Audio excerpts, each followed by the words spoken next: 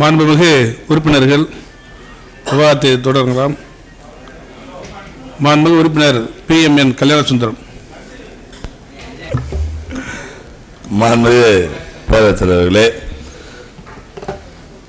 மானிய கோரிக்கையில் எனக்கு வாய்ப்பு வழங்கிய துணை சபாநாயகர்களுக்கும்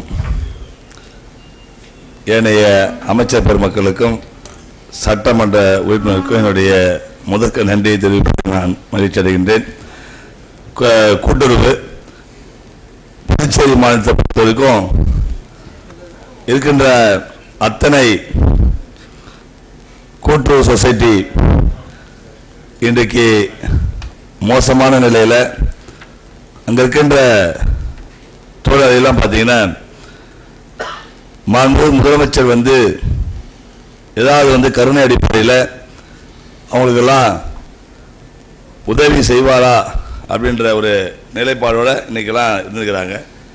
அது குறிப்பாக சொல்லப்போனால் பேசிக்கே, பேப்ஸ்கோ, அமிர்த சுரபி, கேவிகே, அது மட்டும் அங்கே இருக்கின்ற ஊழியர்கள்லாம் பார்த்தீங்கன்னா ஏறக்குறைய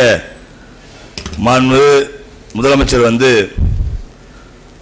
பல காலங்களாக அவங்களுக்கு சம்பளம் கொடுக்காமல் இருக்கிறாங்க. முதலமைச்சர் இந்த அரசாங்க பொறுப்பேற்று பல்வேறு வேலைகளை முதலமைச்சர் இன்றைக்கு பொதுப்பணித்துறையில் அங்கே வேலை செய்கின்ற ஊழியர்கள்லாம் பார்த்தீங்கன்னா 18,000 ரூபா முதலமைச்சர் வழங்கியிருக்கிறாங்க. அதே மாதிரி பார்த்தீங்கன்னா ரொட்டிப்பால் ஊழியர்களுக்கு முதலமைச்சர் 18,000 ரூபா வழங்கியிருக்காங்க. அதே அடிப்படையில் இந்த பேசிக்கு, பேப்கோ, அமிர்த சுரபிலாம் பணியாற்றுகின்ற ஊழியர்களுக்கு அவங்களுக்கு பழைய இருக்கின்ற பாக்கியம், ஏன்னா கேவிகே நேற்று கூட போயிருந்தேன், அங்கிட்ட ஊழியர்லாம் என்னை சூழ்ந்துக்குன்னு எங்களுக்கெல்லாம் சம்பளம் வாங்கி கொடுங்க, இதையே நம்பி நாங்கள் இருக்கின்றோம். அதனால் மாண்புமிகு முதலமைச்சர் ஒரு ஒன் டைம் மெஷராக, அதாவது பார்த்திங்கன்னா ஒடிசாவில் ஒரு ஒன் டைம் மெஷராக பார்த்திங்கன்னா ஒடிசாவில் 40,000 பேருக்கு கவர்மெண்ட் பாலிசி டிசிஷன் எடுத்து ஒரு 40,000 பேருக்கு ஒன் டைம் மெஷராக அந்த அரசாங்கம் செய்துக்கிறேன். அதனுடைய ஜிஓ கூட நான் காப்பி கூட வச்சுருக்கிறேன், மாண்புமிகு முதலமைச்சருக்கு கொடுக்குறேன். அதே அடிப்படையில் மாண்புமிகு முதலமைச்சர் செய்து கொடுக்கணும். அதே மாதிரி பார்த்திங்கன்னா இந்த கூட்டுறவு வீடு கட்டு திட்டம், அதாவது பார்த்திங்கன்னா நம்ம அரசாங்கம் வீடு கட்டுறதுக்கு அந்த துறை பார்த்திங்கன்னா அது அப்படியே இருக்குது. மாண்புமிகு முதலமைச்சர் அந்த துறையை, அதில் ஏதோ சிபிஐ கேஸ் இருக்குது, அதனால் அந்த துறை அப்படியே மூடப்பட்டுக்குது. அங்கே வேலை செய்கின்ற ஆட்களுக்கு, அங்கே இருக்கின்ற வேலை செய்கின்ற ஊழியர்களுக்கெல்லாம் சம்பளம் கொடுக்காம இருக்காங்க. அதில் அசோக்ராம சேகர்னு ஒருத்தர் செயற்பொறியாளர், அவர் கோர்ட்டில் ஆர்டர் ஆகிருந்துக்கிறாரு. அவரை மீண்டும் பணி ஹைகோர்ட்டில் போய் ஆர்டர் ஆகிருந்துக்கிறாரு, புதுச்சேரி மாநில கோர்ட்டில் ஆர்டர் வாங்கி ஹைகோர்ட்லேயே ஆர்டர் ஆகிருந்துக்கிறாரு. அவருக்கு மீண்டும் பணி கொடுக்கணும். அதை விட்டு அங்கே இருக்கின்ற அதிகாரிகள்லாம் பார்த்தீங்கன்னா அவங்க அப்பீல் போயிருக்காங்க. அது மாதிரி ஒவ்வொரு துறை ரீதியாக அப்பீல் போகிறது, ஏன்னா ஒரு அதிகாரி நம்பி ப்ரமோஷன் கிடைக்கும், அரசாங்கத்தை கிடைக்கல, அதனால் நமக்கு கிடைக்க வாய்ப்பு கிடைக்கின்றதெல்லாம் நம்பி போகிறாங்க. அந்த ஹைகோர்ட்டில் ஆர்டர் வாங்கி திரும்பி அப்பீல் போய் அரசாங்க பணத்தை பார்த்தீங்கன்னா ஏறக்குறைய ஒரு அப்பீலுக்கு ராம்ஜெத் மலன்லாம் வச்சு ஒரு சாதாரண கேஸு, நம்முடைய சட்டக்கல்லூரி மாணவர்கள் ஊழியர்கள் 5 பேர் ஹைகோர்ட்டில் வாங்கி வந்த ஆர்டரை அதை போய் ஸ்டே வாங்கிறதுக்காக சுப்ரீம் கோர்ட்டில் பார்த்தீங்கன்னா ஒரு 15 லட்சம் ரூபாய் அரசாங்க புதுச்சேரி மாநிலத்துடைய அரசாங்க பணத்தை கொடுத்துருக்குறாங்க. அது மாதிரி அப்பீல்னு சொல்லி நம்முடைய மக்களுடைய வரி பணத்தை இருக்கின்ற IAS அதிகாரிகள் ஒரு அலட்சியமாக செய்கிறாங்க. தயவுசெய்து அது இல்லாமல் உங்களுக்காக கீழே பணியாற்றுகின்ற ஊழியர்களுக்கு இனி ஒரு காலம் அந்த மாதிரி செய்யணும்னு சொல்லி நான் என்னுடைய வேண்டுகோளாக வச்சுருக்கிறேன். அதே மாதிரி பார்த்திங்கன்னா சுகாதாரத்துறை, லாஸ்பேட்டையில் ஆரம்ப சுகாதார நிலையம் இருக்குது. அங்கே பார்த்தீங்கன்னா இருக்கின்ற இடம் காமராஜர் நகர் தொகுதி, காலாப்பட்டு தொகுதி, தட்டாஞ்சாவடி தொகுதி, இதுக்கெல்லாம் ஒரே ஆரம்ப சுகாதார நிலையம் இருக்குது. அதுக்கு சரியான போதுமான வசதி இல்லை. இங்கே கவர்மெண்ட் குவார்டர்ஸ் தொகுதியில் ஏறக்குறைய ஒரு 2 ஏக்கரும் 3 ஏக்கரும் எடுத்து 2 தொகுதிக்கு நடுவில் இருக்குது. எடுத்து பார்த்தீங்கன்னா அந்த மக்களுக்கு ஒரு நல்ல ஒரு சூப்பர் ஸ்பெஷாலிட்டி மினி ஹாஸ்பிட்டல் கட்டித்தர வேண்டும் என்று நேரத்தில் நான் கேட்டுக்கொள்கின்றேன். அதே மாதிரி பார்த்தீங்கன்னா 108 ஆம்புலன்ஸு எங்கள் பகுதி பார்த்தீங்கன்னா நான் ஒவ்வொரு முறையும் சட்டமன்றத்தில் சொல்கிறேன், தீவு மாதிரி, அதாவது தீவு மாதிரி நம்ம புதுச்சேரி மாநிலம் மாதிரி ரீஜன் மாதிரி ஏனம் மாகை அந்த மாதிரி நம்முடைய ஆலங்குள பகுதி அங்கே இருக்கின்ற மக்களுக்கு ஏதாவது ட்ரீட்மெண்ட் பண்ணணும் சொன்னாச்சுன்னா அவங்க வந்து புதுச்சேரி மாநிலத்துக்கு வரணும். 18 கிலோமீட்டரு காலாப்பட்டில் இருந்தால் கூட இப்போ கொஞ்சம் பிம்ஸ் ஹாஸ்பிட்டலாக வந்துருக்குது. ஆனால் ஆலங்குள மக்களுக்கு பார்த்தீங்கன்னா இந்த 108 ஆம்புலன்ஸு அத்தியாவசிய தேவை. இப்போ இதெல்லாம் 108 ஆம்புலன்ஸு மாண்புமிகு முதலமைச்சர் வழங்க நினைக்கிறாங்க. அதனால் அவங்களுக்கு விரைவாக மாண்புமிகு முதலமைச்சர் வந்து ஆலங்குள பகுதி மக்களுக்கு சுகாதார நிலையத்துக்கு 108 ஆம்புலன்ஸு வசதியை செய்து தர வேண்டும். அதில் ஒரு முடிவு எடுக்கணும். மாண்புமிகு முதலமைச்சர் வந்து எந்த முடிவை அறிவிக்காமல் இன்னும் காலதாமதம் பண்ணிருக்கிறாங்க. 108 ஆம்புலன்ஸில் இது உயிருடைய பிரச்சனை. பாகூர் தொகுதி எல்லா தொகுதியிலும் எல்லா கிராம தொகுதியிலும் நம்ம சபையில் பேசிட்டோம். அதனால் அது ஒரு விரைவான இந்த சட்டமன்றம் முடிஞ்ச ஒரு நாளில் மாண்புமிகு முதலமைச்சர் வந்து முடிவெடுத்து அது வந்து ஒன்று அவுட் சோர்ஸாக இல்லை புதுசாக டிரைவர் வைக்கிறாங்கன்னு மாண்புமிகு முதலமைச்சர் வந்து சீக்கிரமாக செய்து தரணும். செய்தி மற்றும் விளம்பரத்துறை பத்திரிகை மற்றும் ஊடக நண்பர்களுக்கு இலவச மனப்பட்டா வழங்க வேண்டும் என ஒவ்வொரு தொடரும் அனைத்து சட்டமன்ற உறுப்பினராலும் கோரிக்கை வைக்கப்பட்டு வருகிறது. கடந்த கூட்டத்தொடரில் மடிக்கணினி வழங்கப்படும் என வாக்குறுதி அளிக்கப்பட்டது. இவற்றை விரைவாக நிறைவேற்றி நடவடிக்கை எடுக்க வேண்டும். இந்த போலியான பத்திரிகையில் செயல்படும் பத்திரிகை மற்றும் ஊடகங்கள் மீதான நற்பெயர் பாதிக்கப்படுகிறது. எனவே மொட்டை மற்றும் போலி பத்திரிகை மீதான நடவடிக்கை கடுமையாக சட்டத்தை கொண்டு வர வேண்டும். அதற்கான சட்டத்தை இந்த அவையின் வாயிலாக நிறைவேற்ற வேண்டும். ஏனென்றால் ஆட்சியாளர்கள், அரசியல் தலைவர்கள் மீதமுள்ள தனிப்பட்ட காழ்ப்புணர்ச்சிகளை வெளிப்படுத்தி அவருடைய சுய மரியாதை கலங்கம் வைக்கும் விளைவிக்கும் வேலையை இப்படி மொட்டை பத்திரிகை செய்து வருகின்றார்கள். அவர்களுக்கு இந்த புதுச்சேரியினுடைய சட்டமன்ற வாயிலாக ஒரு அரசியல் தலைவர்களும் சில அதிகாரிகள்லாம் பார்த்தீங்கன்னா ஒரு சுதந்திரமாக ஒரு செயல்பட முடியல. அமைச்சராக இருந்தாலும் சரி, ஒரு பத்திரிகை வந்து ஆரணை இல்லாமல் அவங்க பார்த்தீங்கன்னா இஷ்டத்துக்கு யாரை ஒன்றாலும் எழுதலாம். என்ன மாதிரி சம்பத்து மாதிரி ஆளுகள்லாம் எழுதுனா அவங்களுக்கு என்ன நிலைமைன்னு எங்களுக்கு நாங்கள் பார்த்துக்குவோம்.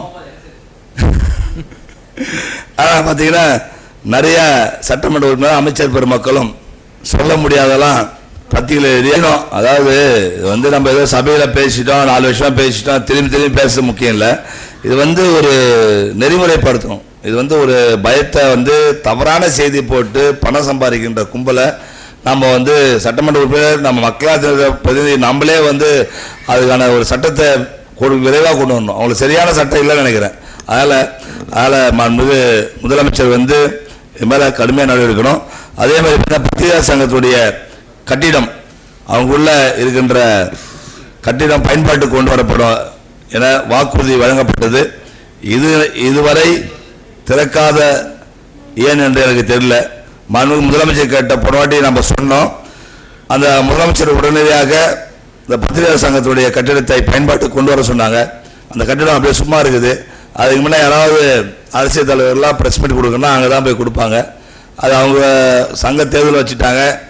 அந்த சங்க தேர்தலில் வச்சு அவங்க பத்திரிகையாளர் வந்து அந்த பில்டிங்கை யாருக்கு கொடுக்குன்றத ஒரு நிலைப்பாடு எடுக்காமல் இருக்கிறாங்க. தயவுசெய்து உண்மையான பத்திரிகை சங்கம் இருக்குது.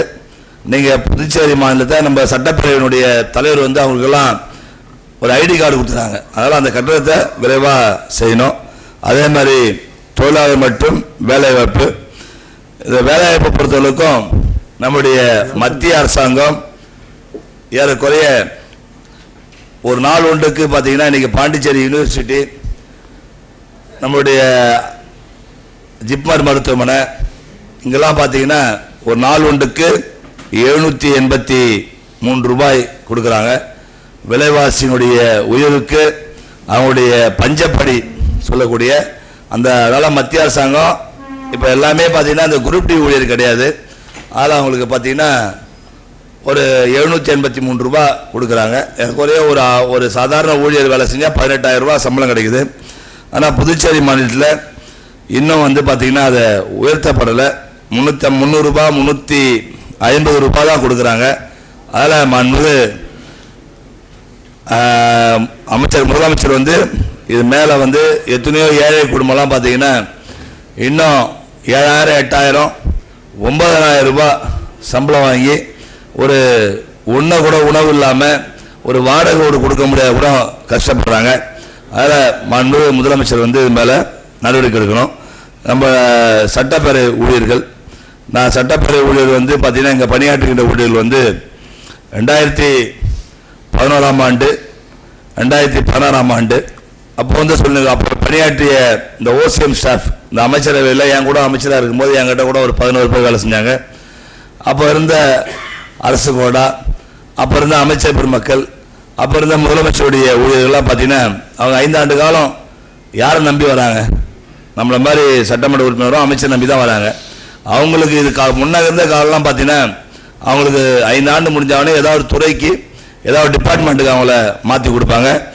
இப்போ வந்து அதை மாற்றி கொடுக்கணும். அப்படி மாற்றி கொடுத்தா கூட நீங்கள் பார்த்தீங்கன்னா அவங்களுக்கு வந்து கோர்ட்டுக்கு போக சொல்லி கூட நீங்கள் நம்ம பிபிஐ விட்டு கூட அதை அப்ஜெக்ஷன் பண்ணாமல் ஏதாவது ஒரு ஆர்டர் வாங்கி கூட அவங்களுக்கு ஏதாவது வைக்கணும். ஏன்னா நம்மளை நம்பி 5 வருஷமாக நம்ம தூங்கியா இருந்தால் நமக்கு முன்ன அவங்க நிற்கிறாங்க. அது மாதிரி பார்த்தீங்கன்னா சட்டமன்ற உறுப்பினர்களுக்கு அதாவது சாதாரணமாக பார்த்தீங்கன்னா இன்றைக்கி ஒரு சட்டமன்ற உறுப்பினருக்கு மாண்புமிகு முதலமைச்சர் வந்து எல்லாருக்குமே கார் கொடுத்துருக்காரு, வரவேற்கத்தக்கது. சில பேருக்கு பழைய காரு, எதிர்கட்சி இருந்தாலும் பரவாயில்ல, புது கார்லாம் கொடுத்துருக்காரு. அதனால் வரவேற்கத்தக்கது தான். இல்லை நாங்கள் என்ன சொல்கிறோம், எனக்கு நான் இல்லைன்னு சொல்ல, எனக்கு கார் தான் வாங்கிறேன். அதனால் அந்த காருக்கு கொடுக்குற டீசல் மானியெல்லாம் பார்த்தீங்கன்னா ஒரு எம்எல்ஏ கொடுக்குறது பார்த்தீங்கன்னா வெறும் 30,000 ரூபாய். ஆனால் ஐஏஎஸ் டைரக்டர்லாம் பார்த்தீங்கன்னா அவங்களுக்கு அன்லிமிட்டெட், அவங்களுக்கு ஒரு லிமிட்டேஷனே இல்லை. அதனால் எம்எல்ஏக்கு மட்டும் லிமிட்டேஷன். நம்ம எவ்வளோ ஒர்க் பண்ணுறோம் அது 30,000 ரூபாய் வந்து போதியமாக இருக்காது. 10 நாளுக்குள்ளே செலவாகி போகுது. 10 நாள் தான் அது கார்டு போகுது. அதுக்கப்புறம் மாதம் பார்த்தீங்கன்னா ஒவ்வொரு சட்டமன்ற உறுப்பினருக்கும் குறைஞ்சபட்சம் பார்த்தா ஒரு 60,000 70,000 ஆகுது. அதில் அது செய்யணும். ஒரு ஆட்களுக்கு கூட ஒரு 4 வருஷம் ஆகி போச்சு, ஒரு டிரைவர் இல்லை. சரி, அப்படி தான் அந்த அமைச்சர் பெருமக்கள் இருக்கிறாங்களே, ஒரு ஆளுக்கு 12 பேர் வச்சுக்கிறாங்க. எங்களுக்காக ஒரு ஆள் கொடுத்துருக்கலாம், ஆளுங்கட்சி எம்எல்ஏக்காக கொடுத்துருக்கலாம். அது கூட எங்களுக்கு ஒரு உதவியாளர் கூட கிடையாது. அதனால் சட்டமன்ற சட்டமன்ற உறுப்பினர் பேசுறது, நீங்க அமைச்சராகும் போது எத்தனை பேர் வச்சீங்க? நான் வந்து 12 பேர் வச்சிருந்தேன். நீங்க 12 பேர் வச்சிருந்தேன். 5 பேர் வாட்சன் வார்டு. சம்பளத்தை எம்எல்ஏக்கெல்லாம் சம்பளத்தை உயர்த்தி கொடுங்க. இதுக்கு முன்ன இருக்கின்ற சட்டமன்ற அமைச்சர் பெருமக்கள்லாம் எனக்கு முன்னால் 2010 நாங்கள் வந்தோம். அதுக்கு முன்னாடி எல்லாருக்கும் பார்த்தீங்கன்னா ஒரு பிளாட் கொடுத்தாங்க. அது ஒரு வாடகை விட்டாது பாவம். காலகட்டத்தில் முடிஞ்சு போனதுக்கப்புறம் நான் கண்ணால பார்க்குறேன், இந்த முன்னாள் அமைச்சர் ஏழுமலையுடைய ஃபேமிலி பார்க்குறேன். என் தொகுதி தான் இருந்தார். இன்னைக்கு வாடகை வீட்டில் இருக்காங்க. நமக்கு ஒன்றா இன்னைக்கு வேணா நம்ம அமைச்சராக சட்டமன்ற உறுப்பினருக்கும் நமக்கு ஒரு மரியாதை இருக்கும். பணியாற்றிட்டு நம்ம வீட்டுக்கு போனா இல்லைன்ற நிலைப்பாடு இது வந்து ஒன்றும் எப்படிப்பட்ட காமராஜரே தோற்றுருக்காது. இது யாருக்கும் ஒரு நிலைமை கிடையாது. அந்த மாதிரி நிலை வரும்போது அவங்களுக்கு ஒரு மனைப்பட்டா வழங்க வேண்டும். அதே மாதிரி சட்டமன்ற உறுப்பினருக்கு சம்பளம் அது சொல்லிட்டேன், அதை உயர்த்தி கொடுங்க. உதவியாளர் கொடுங்க. ஒரு கால கூட நேரம் டிரைவர் இவங்க அசாம் கார் கொடுத்தீங்க, யாரு ஓட்டுறது? நாங்களே ஓட்டு நினைக்கிறேன். அதனால தயவு செய்து அதை சீக்கிரமா செய்து கொடுங்க. சர்வீஸ் இதை வந்து மாண்புமிகு உறுப்பினர்கள் காலையில் பேசும்போது சொன்னாங்க, எல்லாருக்கும் சம்பளம் வாங்கி தரோம், நமக்கு சம்பளம் வாங்கி தர மாட்டாங்க. ஆனா நம்முடைய சட்டமன்ற உறுப்பினர் எல்லாமே எப்படி இருக்குன்றது மக்கள் தெரிஞ்சுக்கணும். மக்கள் நம்ம என்ன சட்டமன்ற உறுப்பினராக இருக்கிறோம், நம்ம என்ன அமைச்சராக நிறைய நம்ம சம்பளம் வாங்குற மாதிரி நினைக்கிறாங்க. இதெல்லாம் வந்து நமக்கு எவ்வளவு சிரமமான ஒரு விஷயம்ன்றத எல்லா நம்ம முதலமைச்சர் நடவடிக்கை. பல மாநிலங்கள்ல 2,85,000 ரூபாய் சம்பளம் இருக்கிற மாநிலம் இருக்கு. இன்னைக்கு 1.5 லட்சம் ரூபாய் கர்நாடகால. அப்போ டெல்லியில பார்த்தா 2,85,000 ரூபாய். நீங்க ஃபைல் போட்டுக்கிட்டு 1,05,000 சம்பளத்துக்கு ஃபைல் போட்டுக்கிறீங்க. அதுவே என்ன சொல்றீங்க, அதுல ஹெல்ப்பருக்கு நீங்க கொடுக்கணும், டிரைவருக்கு கொடுத்தணும், சம்பளம் கொடுத்தணும்ன்றீங்க. தயவு செய்து உண்மையிலே நம்ம சம்பளத்தை பேசி பேசும்போது ஒரு இதுக்காக நான் கேட்டு வாங்கினேன் பேங்க் லோனுக்காக. அப்படியே தூக்கி குப்பையில போட்டான். நம்ம சட்டமன்ற உறுப்பினர் கொடுக்க மாட்டாங்களா லோன்? இல்ல அதுக்கு முன்ன நான் வியாபாரம் பண்ணும்போது நம்பி கடன் கொடுத்தாங்க. காகி சட்டையும் கதை சட்டையும் கடன் வழங்கப்பட மாட்டாங்க. ஆமா, கூட வக்கீல் சேர்த்துக்கலாம், வக்கீலும் சேர்த்து வக்கீல் கொடுக்க மாட்டாங்க, கருப்பு சட்டைக்கும் சேர்த்து. தயவு செய்து இதை ஒரு விளையாட்டா பேசினா கூட தயவு செய்து சீக்கிரமா விரைவாக இருக்கின்ற சட்டமன்ற உறுப்பினருக்கு நம்ம கொடுக்க வேண்டிய 4 ஆண்டு சம்பளத்தை அன்னிலும் தரும் சொல்லி ஸ்பீக்கர் சொன்னாரு. அரியசோட கொடுங்கன்னு சொல்லி தயவு செய்து கேட்டுள்ள.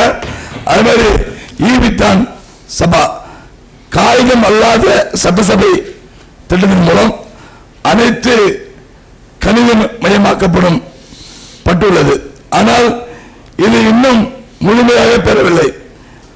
அதே போன்று நமது சட்டசபை நிகழ்ச்சிகளை பொதுமக்களுக்கு வெளிப்படையாக தெரிவிக்கும் வகையில் ஆஃப்லைன் இல்லாம லைவ் டெலிகாஸ்ட் பண்ணோம். ஏன்னா ஒவ்வொரு நாம சட்டமன்றத்தில் கத்தி கொஸ்டின் ஆகுறது, கத்துறோம், தொண்டை போடுறது, எல்லாமே பிரச்சனை ஆகுது. ஆனா பாத்தீங்கன்னா யாராவது ஒருத்தவங்க சம்பந்தம் இல்லாம அதை எடுத்து செய்திகளை வெளியில மொட்டை பத்திரிக்கை போடுவாங்க. நம்ம விமர்சனம் பண்றாங்க. விமர்சனம் பாத்தீங்கன்னா நாம சட்டமன்றத்தில் பேசவே மாட்டோம். மீனவ சமுதாய மக்களுக்கு, குறிப்பாக சொல்ல மீனவ சமுதாய மக்களுக்கு பல்வேறு விஷயங்கள பேசுறோம். அதான் பாத்தீங்கன்னா சட்டமன்றம் மீனவ சமுதாயம் இல்ல அவர் பேசுறாரு. அத நீங்க டெலிகாஸ்ட் பண்ணா யாராவது சட்டமன்ற உறுப்பினர்கள் மக்களுக்காக பணியாற்றான்னு மக்களுக்கு வெளிப்படையா தெரியும், வேற ஒண்ணு கிடையாது. அதே மாதிரி இ ஃபைல் தற்போது புதுச்சேரி நமது மாநிலத்தில் நடைமுறை உள்ள இ ஆப் உருவாக்கப்படும் இ ஃபைல் மூலம் கோப்புகள் விரைவாக பரிசீலிக்கப்பட்டு பணிகள் விரைவாக மேற்கொள்ள ஏதுவாக உள்ளது. சட்டமன்ற உறுப்பினர்களுக்கு லாக்கிங் செய்து ஐடி கொடுக்கணும். அதாவது பாத்தீங்கன்னா இ ஃபைல் சிஸ்டம் கொண்டு வரீங்க. இந்த கவர்மெண்ட் சட்டமன்ற உறுப்பினர் தான் அவங்களுக்கு சம்பளம் கொடுக்கிறதுக்கு சட்டமன்றத்தில் பாஸ் பண்ணி கொடுக்கலாம். இ ஃபைல் நமக்கு தெரியக்கூடாது, சட்டமன்ற அதிகாரி மட்டும் வச்சுக்கிறாங்க. அப்போ இந்த ஃபைல் எங்க போகுது எங்க வரும் நமக்கு தெரியாம நம்ம எப்படி அதை ஃபாலோ பண்ண முடியும்? அதில் முதலமைச்சர் அந்த இ ஃபைல் சிஸ்டத்தை கொண்டு வரணும். ஏன்னா அது சட்டமன்ற உறுப்பினர் ஒவ்வொரு ஃபைலும் எங்க போகுன்றத நமக்கு ஐடி இருந்தால் நாமளே லாக்கிங்ல போய் உள்ள பார்க்கலாம். இங்க விரைவாக, ஏன்னா நம்முடைய செயலாளர் சட்டப்பேரவை செயலாளர் எல்லாரும் கடிதம் மூலமாக அனைத்து துறைக்கும் அனுப்ப வேண்டும் என்று கேட்டுக்கொள்கின்றேன். உள்ளாட்சி, அதாவது பார்த்தீங்கன்னா இன்னைக்கு குடிநீர் ஆதாரம் பார்த்தீங்கன்னா அமிர்த திட்டத்தில் எனது தொகுதிக்குட்பட்ட கருவடி பிள்ளையார் கோயில் குளம் சீரமைக்கப்பட்டுள்ளது. இதனால் குளம் மிக அழகாக காட்சியளிப்பதால் பொதுமக்கள் காலை மாலை 2 வேளையும் நடைபயிற்சி மேற்கொண்டு வருகின்றனர். இதற்காக மாண்புமிகு முதல்வருக்கும் எனது தொகுதி மக்கள் சார்பாக நன்றி தெரிவித்துக் கொள்கிறேன். பொதுமக்களுக்கு வயதானவர்களுக்கு குளத்தை சுற்றி நடைபயிற்சி செய்வதால் குளத்தை சுற்றி பாதுகாப்பு கைப்பிடிகள் அங்க மண் சரிவு வருது, அதனால அவங்களுக்கு பாதுகாப்பு செய்து கொள்ளணும். அதே மாதிரி காலப்பட்ட தொகுதியில் குளம் மற்றும் ஏரி ஆகிய நீர்நிலைகளை ஜல்சக்தி அல்லாது அம்ருத் 2.0 திட்டத்தின் வாயிலாக சரி செய்து நிலத்தடி நீரை மட்டத்தை பாதுகாக்க வேண்டும். அவர் அடிக்கடிக்க அண்ணன் ஜான்குமார் வந்து மழை நீரை வந்து சேமிக்கணும், வீட்டில் சேமிக்க முடியல. அதனால ஒவ்வொரு பகுதியிலையும் உதாரணமா சொல்ல, எங்க வீட்டு பக்கத்தில் ஒரு குளம் இருந்தது, அது அமருவத்தில் 1 கோடி ரூபாய்க்கு நான் செஞ்சு கொடுத்தேன். தண்ணி பார்த்தீங்கன்னா முதல்ல 210 அடி இருந்தது, இன்னைக்கு வெறும் 90 அடியில் தண்ணி கிடையாது குடி தண்ணி. இப்போ நான் முனிசிபாலிட்டி வாட்டரே விட்டுட்டு நேரடியாக போர்ல இருந்து எடுத்து குடிக்கிறேன். டிடிஎஸ் பார்த்தீங்கன்னா வெறும் 169 தான் இருக்குது. அதில் நம்ம பூமியில நம்ம தண்ணியை, குடிநீர் தண்ணியை, மழை தண்ணியை சேமிச்சா நமக்கு நிச்சயமாக, ஏன்னா அவர் அண்ணன் சொல்லும் போதெல்லாம் ஏதோ நம்ம வந்து ஒரு விளையாட்டை நினைச்சோம், நிறைய பேர் நினைச்சாங்க. வரும்போதெல்லாம் அவர் பேசுறாரு. இது நான் ரியலா பார்த்தேன். தயவு செய்து சீக்கிரமா செஞ்சு சொல்றேன். அதே மாதிரி இந்த பட்டா மாற்றம், வருவாய் மற்றும் மாவட்ட நிர்வாகம் பட்டா கேட்டு இன்னைக்கு காலையில் கூட கொஸ்டின் அவரில் கேட்டேன். கௌரிப்பூர் கிராமத்தில் வந்து சர்வே நம்பர் 167 42 காலமாக மக்கள் பட்டா வழங்காமல் இருக்கிறாங்க. தயவு செய்து சுனாமி குடியிருப்பு பகுதியில் நாங்கள் இடம் வச்சிருக்கிறோம், அது எஸ்சிபி இடம் சொல்றீங்க, தயவு செய்து இடத்த மாத்திக்கின்னு. அப்ப இருந்த செக்ரட்டரி கேசம் வந்து எழுதினார், இது மாதிரி வந்து நீங்க மாத்தி எடுத்தீங்க அப்படின்னாரு. நாங்க மாத்தி இடம் கொடுக்கிறோம், தயவு செய்து சீக்கிரமா செஞ்சு கொடுங்க. பட்டா ஒரு பட்டாவும் நான் வாங்கல, 4 வருஷம் ஆகுது. நம்ம செந்தில் டைரக்டர் வந்து சர்வே டைரக்டர் வந்து பட்டா கொடுக்கவே மாட்டேன்ற ஒரு உத்தரவாதத்தோட பதிவு எடுத்துக்கிறார். பட்டா யாரு எப்படி வாங்குறீங்க பாக்குறேன்றார். நான் சொல்றேன், விருப்பம் அதிகாரி எதுக்கு அந்த தொழிலை வச்சுக்கிறீங்க? மனு முதலமைச்சர் சொல்றேன், அவர் விருப்பமே இல்லை, அவர் என்ன மாத்திக்கின்றார். நான் கொடுக்கவே மாட்டேன் பட்டாவை. அத நாங்களாம் பட்டா கொடுக்கணும், மக்களை தேர்தலை சந்திக்க முடியாது. அத மாண்புமிகு முதலமைச்சர் வந்து சிறப்பு கவனம் செலுத்தணும். எவ்வளவு நல்ல பேர் முதலமைச்சருக்கு வந்துச்சு.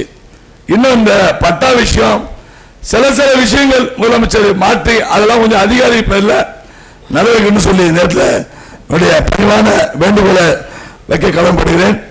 அதே மாதிரி பார்த்தீங்கன்னா இந்த பத்திரப்பதிவுத்துறையில் தெரியும் உங்களுக்கு, பத்திரப்பதிவுத்துறையில் பார்த்தீங்கன்னா யாருமே ஒரு பதிவுறவங்க போலாம், நிலம் வாங்குறவங்க போலாம், விற்கிறவங்க போலாம்.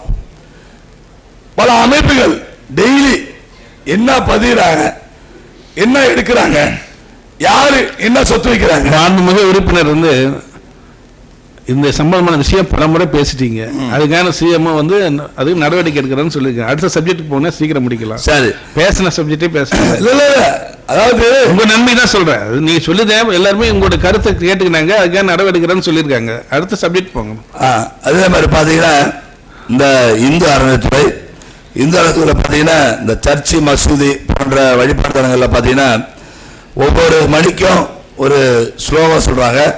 அதே மாதிரி பார்த்தீங்கன்னா நம்ம இந்து கோயிலில் பார்த்தீங்கன்னா ராமாயணம், மகாபாரதம், பகவத்கீதை ஆகிய அந்த HRI கோயிலாக இருக்காங்கல்ல, அது மாதிரி அவங்களுடைய ஸ்லோகங்கள் சொல்றதுக்கு இந்து அறநிலையத்துறை மூலியமாக அதை செய்து கொண்ட நேரத்தில் நான் கேட்டுக்கொள்கின்றேன்.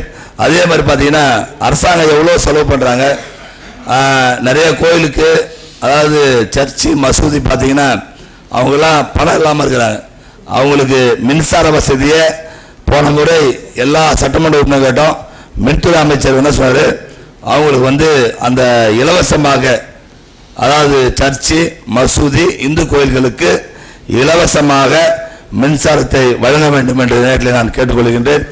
அது மட்டும் இல்லாமல் இந்த ஊரக வளர்ச்சித்துறை, இந்த துறையின் கீழ் உள்ள ஆலங்குப்பம், சஞ்சய் நகர், அன்னை நகர் ஆகிய பகுதிகளில் இயங்கி வரும் 3 சமுதாய நலக்கூடம் இருக்குதுங்க. அந்த 3 சமுதாய கூடமும் ஏறக்குறைய இந்த 4 ஆண்டு காலமாக நான் கேட்டுனேங்கிறேன். இது மாதிரி வந்து அந்த 3 சமுதாய கூடத்தையும் அங்கே வந்து இதுக்கு முன்ன பார்த்தீங்கன்னா நம்மளுடைய ஊரக வளர்ச்சித்துறை, அது எங்களுக்கு வந்து நகராட்சியில் கிடையாது, நகராட்சியில் இல்லாததுனால அது வந்து முனிசிபாலிட்டிக்குன்னா ஹேண்ட் ஓவர் பண்ணாங்கிறாங்க. அதுக்கு அந்த சமுதாய கூடம் 3 சமுதாய கூடமும் மக்களுடைய பயன்பாட்டுக்கு இல்லாமல் அது அப்படியே இருந்து இருக்குது. மாண்பு அமைச்சர்கிட்ட சொல்லியிருக்கிறோம், இந்த துறையினுடைய செயலாற்றி சொல்லியிருக்கிறோம், விரைவாக அந்த சமுதாய கூடத்தை வந்து மக்கள் பயன்பாட்டுக்கு வரணும். மாநில வரி விதிப்பு மாண்புமிகு உறுப்பினர் இந்த சமுதாய நலக்கூடத்தை பற்றி கருத்து பதிவு பண்ணிக்கிறீங்க. ஆனால் பல முறை நம்ம வந்து டிஆர்டி மூலிமா அந்த சமுதாய கூடத்தை ரெனோவேஷன் பண்ணணும், புதுசாக கட்டணுன்றது ஒரு திட்டம் இருக்குது. எங்கள் ஏரியாவில் பார்த்தீங்கன்னா நெட்டப்பாக்கத்தில் மணமேட்டில் ஒரு சமுதாய கூடம், அதே நத்தமேட்டில் ஒரு சமுதாய கூடம் டிஆர்டி கட்டணம் தான். கிட்டத்தட்ட 15 வருஷம் ஆச்சு. இன்ன வரைக்கும் அதை வந்து பயன்பாட்டுக்கு கொண்டு வராதவே வீணாக போயிடுச்சு. இது நாங்கள் 4 முறை 4 ஆண்டு சொல்லியும் அந்த டிஆர்டியில் பிடிஓவும் டிஆர்டிஓ எந்த ஒரு கவனமும் எடுத்துக்க மாட்டுறாங்க. இப்போ என்னாச்சுன்னு நம்ம அரசாங்கம் செய்யலைன்றது குற்றச்சாட்டு நமக்கு வந்து வரதான் நீங்கள் சட்டமன்ற உறுப்பினர் தெளிவுபடுத்துறாரு. சட்டமன்ற உறுப்பினர் பேசுவது ஆளுங்க மட்டும் பேசுகிறார், ஒட்டுமொத்தமாக எங்கெங்கே இருந்து சமுதாயம் கூட கட்டிருக்காங்களே எல்லா அனைத்து சமுதாய கூடமும் நம்ம ரெனோவேஷன் பண்ணணும், புதுசாக கட்டுறதுக்கு என்னென்ன திட்டங்களை கொண்டு வருன்றது தான் நம்மளுடைய கருத்து. என்னோட கருத்து உன் கருத்து காட்டுதான். என்னுடைய பிரச்சனைனா சமுதாய கூடம் 3 வந்து டிஆர்டி மூலியமா இருந்தது. இப்போ எங்களுக்கு வந்து புதுச்சேரி உழவர் நகராட்சி வந்து நகராட்சி அர்ப்பணா மாற்றிட்டாங்க, வில்லேஜா இல்லை.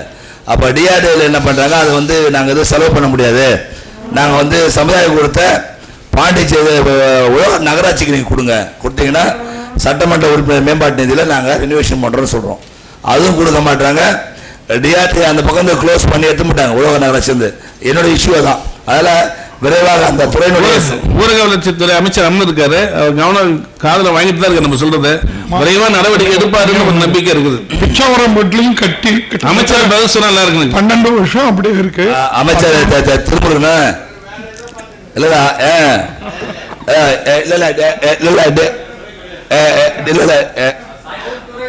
சாய் சார் அவரே இல்லை. முதலமைச்சர் இருக்கு. அப்படியா, சரி, முதலமைச்சர் பதில் வாங்கிக்கலாம். அப்புறம் பார்த்தீங்கன்னா எங்கள் அண்ணன் ரொம்ப நாளாக கோரிக்கை இந்த 2040 இந்த 2040 தான் காலம் ஓட்டிக்கிறார் அவர். நீங்கள் அடுத்த தேர்தலுக்கு அவர் 2040 விட்டிங்கன்னா அவர் அப்புறம் 20 வருஷம் அந்த வியாபாரிகள்லாம் சேர்ந்தவருக்கு. அதனால் அவர் மட்டும் ஜெயிச்சிருக்காரு, மீ எல்லாம் ஜெயிக்கல. அதனால் இந்த 2040 வியாபாரி சங்கம் 2040 வந்து அண்ணன் வந்தது காரணமே, இந்த அவைக்கு வந்தது காரணமே நான் 2040 வாங்கி தந்து தருவேன் அப்படின்னா உள்ளே வந்திருக்காரு. இன்றைக்கி இப்போ புதுச்சேரி மாநில இருக்கிற எல்லா வியாபாரிகளும் நம்ம பக்கத்து மாநிலத்துக்கு போகிறாங்க. தயவு செய்து நமக்கு வர வேண்டிய வருவாய் போகுது, sale tax revenue, tiles, automobile business எல்லாம் பார்த்தீங்கன்னா கோரிமேடு, ரெட்டிச்சாவடி, இந்த பக்கம் பார்த்தீங்கன்னா கோட்டை. அதனால் எல்லா சட்டமன்ற உறுப்பினரும் சொல்கிறோம், தயவு செய்து இதை செய்து கொண்டு நேரத்தில் கேட்டுக்கொண்டேன். நகரம் மற்றும் கிராம அமைப்புகள் டவுன் அண்ட் பிளானிங்கில் பார்த்தீங்கன்னா இப்போ நம்ம புதுச்சேரி மாநிலத்துக்கு பார்த்தீங்கன்னா நம்ம ஒரு கரெக்டான ஒரு பாலிசிஷன் எடுத்திங்கன்னா 1 டைம் மெஷராக நம்ம வந்து அந்த பழைய அதாவது 1 டைம் மெஷராக நம்ம எல்லாருக்கும் வந்து பதிவுன்னு சொன்னாலே ஒரே அரசாங்கத்துக்கு நம்ம வருமானம் மத்திய அரசாங்க காசு கேட்டு அலைகிறோம். அதை 1 டைம் மெஷராக நீங்கள் எடுத்து கொடுத்தீங்கன்னா ஒரே ஒரு 1000 கோடி ரூபாய், குறைஞ்சபட்சம் பார்த்தீங்கன்னா ஒரு 1000 கோடி ரூபாய் நம்ம மாநிலத்துக்கு வருவாய் வரக்கூடிய ஒரு கையிலே இருக்குது. கையிலே ஒரு 1000 கோடி ரூபா இருக்குது. அதனால் நம்ம அந்த இது பட்டா வந்து நிறைய பேருக்கு வந்து ரெகுலேஷன் பண்ணல. அதாவது பிளாட் ரெகுலேஷன், பிளாட்டு மின்சார பேருந்து இயக்கப்பட வேண்டும். ஏன்னா பார்த்தீங்கன்னா நம்ம எல்லா கிராமத்துக்கும் பஸ் வசதி இல்லாமல் இன்றைக்கி எல்லா சட்டமன்ற உறுப்பினரும் மக்களுக்கு ரோடு போட்டாச்சு, வாக்கியம் கட்டி கொடுத்தாச்சு, எல்லாமே செஞ்சு கொடுத்துட்டோம். இப்போ கிராமத்தில் தான் பார்த்தீங்கன்னா எந்த பஸ் வசதியுமே இல்லை. தயவுசெய்து மாண்புமிகு முதலமைச்சர் வந்து எங்கள் பகுதியில் பார்த்தீங்கன்னா காலாப்பட்டு பகுதியில் இந்த சஞ்சீவி நகர், ஆலங்குப்பம், பெரிய காலாப்பட்டு, சுனாமி குடியிருப்பு ஆகிய பகுதிகளுக்கு பார்த்தீங்கன்னா தனியார் பேருந்து தான் வருது. அது 1-2 தான் வருது. அரசு பேருந்து வந்து நீங்கள் வந்து அந்த எலக்ட்ரிக் பஸ்ஸு விட்டிங்கன்னா முதல்ல கூட நம்ம அமைச்சர் சொன்னாங்க நான் பிங்கு பஸ் விட்றேன்னாங்க. அவங்க 4 வருஷம் பஸ் விடாமல் போயிட்டாங்க. அதுக்கப்புறம் திரும்பி பார்த்தீங்கன்னா முதலமைச்சர் அந்த துறையை வைக்கிறாங்க. சீக்கிரமாக அந்த பஸ்ஸு விடுறதுக்கு ஏற்பாடு பண்ணி கொடுங்க. அதே மாதிரி பார்த்தீங்கன்னா நம்ம கல்வித்துறையில் பார்த்தீங்கன்னா பெரிய காலாப்பட்டு நமக்கு வந்து என் பகுதி எல்லாமே பார்த்தீங்கன்னா இருக்கிற எல்லா ஸ்கூலும் பார்த்தீங்கன்னா நாங்கள் எல்லாம் பார்டரில் தான் இருக்கோம். பார்டரில் பார்த்தீங்கன்னா எங்கள் ஆலங்குப்பம், அதே மாதிரி பார்த்தீங்கன்னா நாவக்குளம், அதுக்கப்புறம் கணபசெட்டி குளம், பெரிய காலாப்பட்டு, சின்ன காலாப்பட்டு, பிள்ளைச்சாவடி, கருடிப்போம். இந்த பகுதியில் பார்த்தீங்கன்னா எங்களுக்கு மாணவர் சேர்க்கை வந்து அரசாங்கம் சொல்லி கூட ஒரு விளம்பரம் பார்த்தேன். அரசாங்க பள்ளியில் வாங்க, நல்லா படிக்கலாம் வாங்க, நாங்கள் போர்டு வசதி செய்து கொடுறோம் வாங்க அப்படின்னு சொல்லி ஒரு விளம்பரம் எஜுகேஷன் டிபார்ட்மெண்ட்டில் ஒரு விளம்பரம் நேற்று பார்த்தேன். நல்லா இருந்தது விளம்பரம். அந்த ஸ்டூடெண்ட்ஸ் எல்லாம் பார்த்தீங்கன்னா அழகாக டான்ஸ் ஆடிக்கின்னு அந்த விளம்பரம் வந்தது. அது நல்ல விஷயம்தான். ஆனால் பார்த்தீங்கன்னா அவங்களுக்கு பிள்ளைங்களுக்கு சாப்பிட்றதுக்கு எங்கள் பகுதியெல்லாம் பார்த்தா இன்னும் அமைச்சர் வேறு இல்லை. டெய்லி வராரு அமைச்சர், 10 மணிக்கெல்லாம் போயிடுறாரு. அதுக்கு மேலே அமைச்சர் தான் நான் சொல்கிற கதையாக தெரியும். அதில் சட்டமன்ற உறுப்பினருடைய பேசுகிற இதை வந்து அமைச்சர் பெருமக்கள் தான் கேட்கணும். எங்களுக்கு அந்த சட்டமன்ற உறுப்பினருடைய பேச்சை கொஸ்டின் அமைச்சர் போயிடுறாங்க. அது வந்து எப்படின்னு தெரியல எனக்கு. இல்ல, மாண்புமிகு உறுப்பினர் பேசுறது வந்து அமைச்சர் இல்லைன்னா கூட அவங்க அதிகாரிகள் கேட்டு தான் இருக்கிறாங்க. உங்களுக்கு இங்க பேசக்கூடிய உரைக்கு கேள்விக்கு பதில் வரலன்னா கேளுங்க. சரி, ஓகே. அதாவது பாத்தீங்கன்னா அதான் சொன்ன பகுதி மாணவர் செல்வங்கள், மகளிர் செல்வங்கள்லாம் பார்த்தீங்கன்னா அவங்களுக்கு சாப்பிட்றதுக்கு வசதி இல்லை. அது மாதிரி அவங்களுக்கு வந்து பார்க்கிங் வசதி இல்லை, டைனிங் ஹால் இல்லை, கழிவறை இல்லை, விளையாட்டு மைதானம் இல்லை. ஸ்ட்ரென்த்து பார்த்தீங்கன்னா தமிழ்நாட்டிலேருந்து நம்ம சிபிஎஸ்சி பாடம் வச்சதுனால மாணவர்கள்லாம் வந்து அதிகமாக எல்லா ஸ்கூல்லையும் 150 பேர் படித்த பசங்களாம் இன்றைக்கி 300 பேர் படிக்கிறாங்க எங்கள் ஸ்கூலில். அதில் மாண்புமிகு முதலமைச்சர் வந்து மாண்புமிகு அமைச்சர்கிட்ட நான் பல முறை கடிதம் கொடுத்துக்கிறேன், துறையினுடைய இயக்குநர்கிட்ட கொடுத்துக்கிறேன். நீங்கள் ஏதாவது ஒரு பேங்க் லோன் மூலிமா நபார்டு வங்கியோ இல்லை அட்கோ வங்கி கூட இப்போ ரேட் ஆஃப் இன்ட்ரெஸ்ட் கம்மியாக வந்துட்டாங்க, அந்த பேங்க் லோன் மூலிமாவது எங்களுடைய இன்ஃப்ராஸ்ட்ரக்சர் உள்கட்டமைப்பு வசதியை தயவு செய்து கொடுங்க என்று இந்த நேரத்தில் நான் கேட்டுக்கொள்ள கடமைப்பட்டுகின்றேன். அதே கல்வித்துறையில் பேசும்போது சில சொல்ல வந்தீங்க, மறந்துட்டீங்க. எங்கள் மடுகரையில் இருந்து விமன்ஸ் காலேஜ் ஒன்று ஆரம்பிக்கிறதுக்காக சொல்லியிருந்தாங்க. போன பட்ஜெட்டில் சொல்லியிருந்தாங்க. ஆனால் ஒரு ஆண்டு முடிஞ்சது, இன்னொரு ஒரு ஆண்டு ஆரம்பிச்சிச்சு. இது வரைக்கும் நடக்கலைன்றது ஒரு பெரிய விஷயமா இருக்குது. அதனால கல்யாண சுந்தரம் பேசும்போது அது வெளியில பேச சொன்னீங்க, உள்ள வரும்போது பேச மாட்டேன். இப்போ கல்லூரி எப்படியா வாங்கி தரேன்னு சொன்னீங்க. ஆமா, பேச மாட்டேன்றீங்க. இப்பதான் சொன்னீங்க அமைச்சர் பெருமக்கள் எல்லாம் வந்து காதலே கேட்டுங்கிறாங்கன்றீங்க. நீ பேசினா தானே. இல்ல, நாங்க கத்துறா எங்க தொண்டைதான் போடும், வேற ஒன்றும் நடக்காதுன்னு தெரியும், எங்களுக்கு பயமா இருக்குது. அதனால அந்த சிபிஎஸ்சி எம்எல்ஏ கூட சொன்னாரு, சட்டமன்ற ஏற்கனவே எம்எல்ஏ கூட சொன்னாரு, நான் பேசுறேன், அது எப்படியா கல்லூரி இந்த வாட்டி கொண்டு வந்துடலாம் அப்படின்னு சொன்னாரு. அவரும் அமைதியாக உட்காந்துருக்காரு, பதில் வரும்னு நம்பிக்கையில் இருக்காரு. அதாவது நம்ம இந்த சிபிஎஸ்சி பாடம் கொண்டு வந்தோம். அதை வந்து இன்றைக்கு சிபிஎஸ்சி பாடத்தை பொறுத்த வரைக்கும் மாணவர் மத்தியில் வந்து மாணவர் வந்து வருங்காலத்தில் நீட்டு ஜேஇ எக்ஸாம்லாம் எதிர்கொள்வதற்கு நம்ம மாணவருக்கு போதுமான கல்வித்தரணை இல்லை. அதனால் நம்ம கொண்டு வந்துட்டோம். கொண்டு வந்து நீங்கள் அதை ரியலாக நான் சில பேர் இந்த எதிர்கட்சியெல்லாம் கூட பேசும்போது நான் சில நேரத்தில் அது வந்து கொஞ்சம் வருத்தப்படுற விஷயம்தான். ஏன்னா கல்வி வந்து அங்கிருந்த ஆசிரியர் பெருமக்களுக்கு மாணவர்களுக்கு சொல்லிக் கொடுக்கிற அளவுக்கு அவங்களுக்கு தகுதி இல்லை. அதாவது நீங்க மாநில வந்து சிபிஎஸ்சி வந்து கிராமத்துல எல்லாம் கொடுத்துட்டீங்க. நீங்க இந்த வருடம் பாருங்க 10th ரிசல்ட் என்ன வருது பாருங்க. இல்ல அதாவது ஒரு திட்டத்தை நம்ம வந்து காலத்துக்கு ஏற்ற மாதிரி மாத்திக்கிறோம். ஆசிரியர் பெருமக்களுக்கு போதுமான பயிற்சியை கொடுக்கணும். பயிற்சி கொடுத்துட்டு பிள்ளைங்க வந்து படிக்கிறதுக்கு போறதுக்கு முன்ன அவங்களை கூட்டி இப்ப சம்மர் வெக்கேஷன் வருது, அவங்க எல்லாருக்கும் ஒரு மூணு மாதம் அவங்களுக்கு ஒரு பயிற்சி கொடுங்க. அந்த குவாலிஃபிகேஷன் இல்லாம ஆசிரியர்கள் இல்லாம ஆசிரியர்கிட்ட நீங்க சிபிஎஸ்சி பார்க்க சொல்றீங்க. அதனால தனியாக சொல்லணும். இது வந்து நம்ம அரசியலா பார்க்க வேணாம், மாணவருடைய நலனா பாருங்க. ஆமா ஆமா.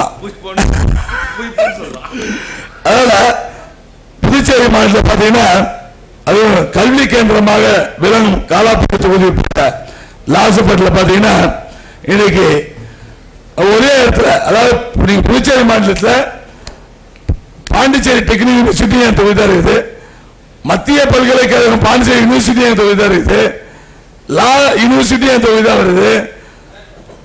பாத்தீங்கன்னா நம்ம காஞ்சிமா முனிவர் மேற்படிப்பு மையம் இருக்குது. அது குறிப்பா அந்த லாஸ்பேட் பகுதியில் மட்டும் பாத்தீங்கன்னா முதலாவது பாலிடெக்னிக், காஞ்சிமா முனிவர், தாவரஸ் காலேஜ் எல்லாம் ஒரே இடமா இருக்குது. இந்த ஆடிட்டோரியம் பாத்தீங்கன்னா அப்பப்போ பிரச்சனை வந்து தொகுதியில் தயவு செய்து அதை வந்து ஒருங்கிணைந்த ஒரு ஆடிட்டோரியம், ஏன்னா பட்டமளிப்பு பிரச்சனை வருது, அங்க இருக்கிற யூனிவர்சிட்டிக்கு சமுதாய குளம், அதாவது கம்யூனிட்டி காலேஜ் இருக்குது, அதில் ஒரு ஆடிட்டோரியம் கட்டி கொடுக்க வேண்டும். அது மட்டும் இல்லாம புதுச்சேரி மாநிலத்தில் இந்த தொழில்நுட்ப பல்கலைக்கழகம், அதில் பார்த்தீங்கன்னா நான் சொன்னேன், எங்க பகுதியில் மீனவ சமுதாய மக்கள் இருக்கிறாங்க. அவங்களுக்கு பார்த்தீங்கன்னா இந்த ஃபிஷர்மேன், அவங்க இந்த மெரைன் படிப்பு படிக்கிறதுக்காக பார்த்தீங்கன்னா பெங்களூரு, சென்னை தான் போறாங்க. புதுச்சேரி மாநிலத்தில் அந்த கடல் சார்ந்த கல்வி மெரைன் இன்ஜின் வந்து நம்ம புதுச்சேரி மாநிலத்தில் இல்லை. நீங்க பல்கலைக்கழக டெக்னிக்கல் யூனிவர்சிட்டியில் அது ஒரு சப்ஜெக்டா இருக்கலாம். அதனால் அது இருக்குன்னு சொல்லி நேரத்தில் நான் கேட்டுக்கொள்ள கடமைப்பட்டிருக்கின்றேன். மின்விசை டிபார்ட்மெண்ட் எனது தொகுதிக்கு காலப்பகுதி விட்ட மின்துறை உள்ள குறைபாடுகளை, முக்கியமான குறைபாடு மட்டும் சொல்றேன். ஆலங்குளத்திலிருந்து நமக்கு சேராப்பட்டிலிருந்து தான் கரண்ட் வருது. ஆலங்குளத்திலிருந்து காலாப்பட்டு கரண்ட் கொடுக்குறாங்க. காலாப்பட்டிலிருந்து ஆலங்குளத்துக்கு கரண்ட் ஊத்துறாங்க. காலாப்பட்டு சுனாமி குடியிருப்பு இங்கெல்லாம் பார்த்தீங்கன்னா நாங்கள் சொன்னோம், இந்த மாதிரி வந்து ஏபிசி கேபிள், ஒரு மழை பெஞ்சுன்னா ஒரு புயல் வந்தா குறைஞ்ச எங்கள் பகுதியெல்லாம் 4 நாள் கரண்ட் இருக்காது. ஏன்னா அந்த கேபிள் சிஸ்டம் வந்து அமைச்சர் சொன்னார். அவர் என்ன சொன்னார்னா, ஏன் தொகுதி அந்த பிரச்சனை இருக்குன்னு சொன்னார். ஆனா இது வரைக்கும் செய்யவே இல்லை. தயவு செய்து அந்த ஏபிசி கேபிளை செய்து கொடுங்க. அதே மாதிரி பார்த்தீங்கன்னா இந்த கடலோர பகுதியில் போன அரசாங்கம் வேர்ல்டு பேங்க் மூலியமாக 1000 கோடி, அதாவது 1000 கோடி ரூபாய்க்கு எல்லா கடலோர 18 கிராமத்துக்கும் காரைக்கால் பகுதிகள்லாம் பார்த்தீங்கன்னா இந்த புயல் காலத்தில் இந்த எலக்ட்ரிசிட்டி போலாம் உழுந்து போகுது அப்படின்னு கேபிள் மூலியமாக கரண்ட் கொடுத்தாங்க. இன்னைக்கு எந்த தொகுதியிலும் ஒரு தொகுதியில் கூட அது ஒழுங்கா செயல்படல. அதுல நான் போன சொன்னேன், மிகப்பெரிய ஒரு ஊழல் நடக்குது. அதாவது எவ்வளவு திக்னஸ் கேபிள் இல்லோ அந்த திக்னஸ் கேபிள் இல்ல, குறைவான திக்னஸ் இருக்குது. இன்னைக்கு கேபிள் எல்லாம் வெளியில் நிற்குது. இது வரைக்கும் பாத்தீங்கன்னா உயிர் சேதம் இல்ல, வெறும் ஆடு மாடு நாய் தான் சாகுது. இது வந்து அரசாங்கம் கவனம் செலுத்தணும். அப்படி கவனம் செலுத்தினா மக்கள் நிச்சயமா நாளைக்கு மக்களுடைய உயிருக்கு பாதுகாப்பு நிலை. இது மேல ஒரு ஊழல் குற்றச்சாட்டு வைக்கிறேன். இந்த ஊழல் குற்றச்சாட்டுல போன முறை இருந்த அமைச்சர் பெருமக்களும் அதிகாரி பேர்லையும் ஏன்னா வேலை செஞ்சுட்டு எலக்ட்ரிசிட்டி எடுத்துக்க மாட்டாங்க, அதை வந்து ஆண்டவருக்கு கொடுக்க மாட்டாங்க. அவங்க சொல்றாங்க, இபி என்ன சொல்றாங்க, இது பிஏ தான் செஞ்சாங்க. அப்ப பிஏ செஞ்சாங்கன்னா மெயின்டெனன்ஸ் யார் பார்க்கறது? பிஐஏ அவங்க தான் செஞ்சாங்க. நீங்க வந்து இபி வந்து நாங்க எடுத்துக்க மாட்டேன். ஏன்னா அது கேட்டா அது சரியான கேபிள் இல்ல, ஒழுங்கா செய்யல, அதுல முறைகேடு செஞ்சாங்க. முறைகேடு போல இந்த அரசாங்கம் பணம் 1000 கோடி நம்முடைய வரி பணம் நம்ம கடன் வாங்கி செய்யறோம். அதுல மிகப்பெரிய ஊழல் இருக்குது. போன இருந்த அமைச்சர் பெருமக்கள் எல்லாம் ஒரு அலட்சியமாக பேச சொல்றாங்க. தயவுசெய்து நடக்கணும். அது மட்டும் இல்ல பாத்தீங்கன்னா இந்த தெருவிளக்கு நமக்கு வந்து இன்னும் நிறைய பகுதியில் எல்இடி லைட்டா முதலமைச்சர் வந்து ஒரு 10,000 தெருவிளக்கு செஞ்சு சொல்லிருக்காங்க. சீக்கிரமா செஞ்சிடணும். அதே மாதிரி இந்த பாட்கோ மூலியமாக மாநிலம் முழுவதும் கோபுர மின்விளக்கு அமைக்க தரப்படும் சொல்லிட்டு அது நிறைய லைட் போட்டாங்க. நம்ம எம்எல்ஏ தான் சொன்னாங்க, எல்லா தொகுதியும் ஒரு 30-40 லைட் போட்டாங்க. அது பழைய சிபிஐ கேஸ் சொன்னாங்க. ஆனா சிபிஐ கேஸ்ல லைட்டை எரி விடுறதுக்கு எந்த ஒரு தடை இல்லைன்னு சொல்லி கோர்ட்ல ஆர்டர் கொடுத்தாங்க. நம்ம அமைச்சர் காலையில் சட்டமன்ற உறுப்பினர் முன்னாள் அமைச்சர் சொன்னார், அங்க சொன்னார், தயவு செய்து இந்த துறையினுடைய அமைச்சர் சாயிஜே சரவணகுமார் வந்து ரொம்ப ஆக்டிவான அமைச்சர், எது முடியாட்டாலும் முடியும்னு சொல்லுவார். அதெல்லாம் குறைய சொல்ல முடியாது. ஏன்பா ஓகேவா? சொல்ல இல்ல கோர்ட்ல சொல்லிட்டாங்க லைட் போடுற, நீ சொல்ல இல்ல லைட் போட்டு ஆர்டர் வாங்கி தரேன், நாங்க ஆர்டர் வாங்கிடுவோம். அதே போல்லாம் மக்கி போய் கீழே விழுது, இல்ல போல்லாம் மக்கி போய் கீழே விழுது. தயவு செய்து தொகுதி 30 லைட்டுக்கு தயவு செய்து சீக்கிரமாக மாண்புமிகு உறுப்பினர் கல்யாணம் சொல்றத வந்து அமைச்சர் வந்து கவனத்துக்கு எடுத்துங்க. ஏன்னா இது ஒரு சாதாரண விஷயம் இல்லை.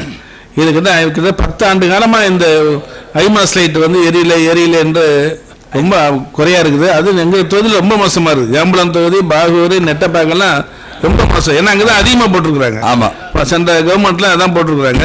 தயவுசெய்து அதை கவனத்தை எடுத்துக்கணும். அது சரி பண்ணுறதுக்கு என்ன அப்படின்னு பாருங்க. இல்லை மாற்று வழி சொல்லுங்க. சரி சரியில்லையா, மாற்று வழி என்னன்றதை சொல்லுங்க. அதே மாதிரி அந்த எல்இடி பல்புன்னு ஒன்று ஸ்ட்ரீட் லைட் போட்டாங்க. போட்டு 10 நாள் எரிய மாட்டுது. பழைய லைட் எல்லாம் இருந்தது பார்த்தா நீங்க ஒரு 6 மாசம் 1 வருஷம் அது ஒன்னும் சோக் சிஸ்டம் அது நல்ல பிரைட்டா தெரிஞ்சது. ஆனா அந்த எல்இடி பல்புடைய நிலைப்பாடு சரியான முறையில் இல்லைன்றதா எல்லா உறுப்பினரும் நினைக்கிறேன். இல்ல எல்இடி லைட் வந்து அரசாங்கத்தின் மூலியமா வாங்கிய லைட் தான் 1 மாசம் எரியுது. நாங்க சிஎஸ்ஆர் மூலியமா வாங்கின நான் ஒரு 90 லட்சத்துக்கு சிஎஸ்ஆர் மூலியமா லைட் வாங்கி எங்க பகுதியில் ஒரு சில ஏரியாலாம் மாத்தினேன். அது நல்லா எரியுது. அப்போ நம்ம அரசுக்கு தரலாம் குவாலிட்டி கொடுத்துறாங்க. எல்இடி நல்ல விஷயம் தான். கரண்ட் சேவ் ஆகும், லைட் நல்லா இருக்குது. தயவு செய்து அந்த எல்இடி லைட் வந்து நல்ல விஷயம். அது வந்து அரசாங்கம் இப்போ ஒரு 10,000 வாங்கி தர முதலமைச்சர் சொல்லிடுறாங்க. அதில் எல்லா பகுதிக்கும் எல்இடி லைட் வந்து தரமான லைட்டா ஒரு நல்ல கம்பெனி இங்க லோக்கல்ல நிறைய பேர் செய்யறாங்க. அது மாதிரி தரமான கம்பெனியா அதை செய்யணும்னு சொல்லி நான் கேட்கிறேன். அதே மாதிரி பார்த்தீங்கன்னா எங்க புதுச்சேரி மாவட்டத்தில் அந்த டெக்னிக்கல் யூனிவர்சிட்டி இருக்குது, பாண்டிச்சேரி இன்ஜினியரிங் காலேஜ். அதில் பார்த்தீங்கன்னா நிலம் கொடுத்தவங்க நாங்கள் வந்து கோடிக்கான ரூபாய் இன்னைக்கு ஒரு நிலம் ஒரு ஏக்கர் பார்த்தா 20 கோடி போகும். அந்த நிலத்தை கொடுத்தவங்களுக்கு சாதாரண கூலி வேலை தான் கொடுக்கப்படும். அதுல 156 நிலம் கொடுத்த அதாவது லேண்ட் எஃபெக்ட் பீப்புள் நிலம் கொடுத்தவங்களுக்கு வாரிசாருக்கு வேலை கொடுக்கணும். இப்போ எனக்கு அது நிறைய பேர் வேக்கன்ட் இருக்குது. அங்க வந்து ஆள் பற்றா கொடுக்குது, நான் டீச்சிங் ஸ்டாஃப் இல்ல. அதனால மாண்புமிகு முதலமைச்சர் வந்து அந்த நிலம் கொடுத்தவங்களுக்கு விரைவாக 1 மாத காலத்துக்குள்ள அவங்களுக்கு வேலை கொண்டு சொல்லி இந்த மாவட்டத்தின் மூலமாக கேட்டுக்கொள்கின்றேன். மாண்புமிகு உறுப்பினர் சட்டமன்ற உறுப்பினர் ஆனதிலிருந்து இந்த கேள்வி கேட்டிருந்தாங்க. எந்த முடிவும் தீர்வு காணவில்லை. இன்றைக்கு பேச ஆரம்பிச்சிருக்காங்க.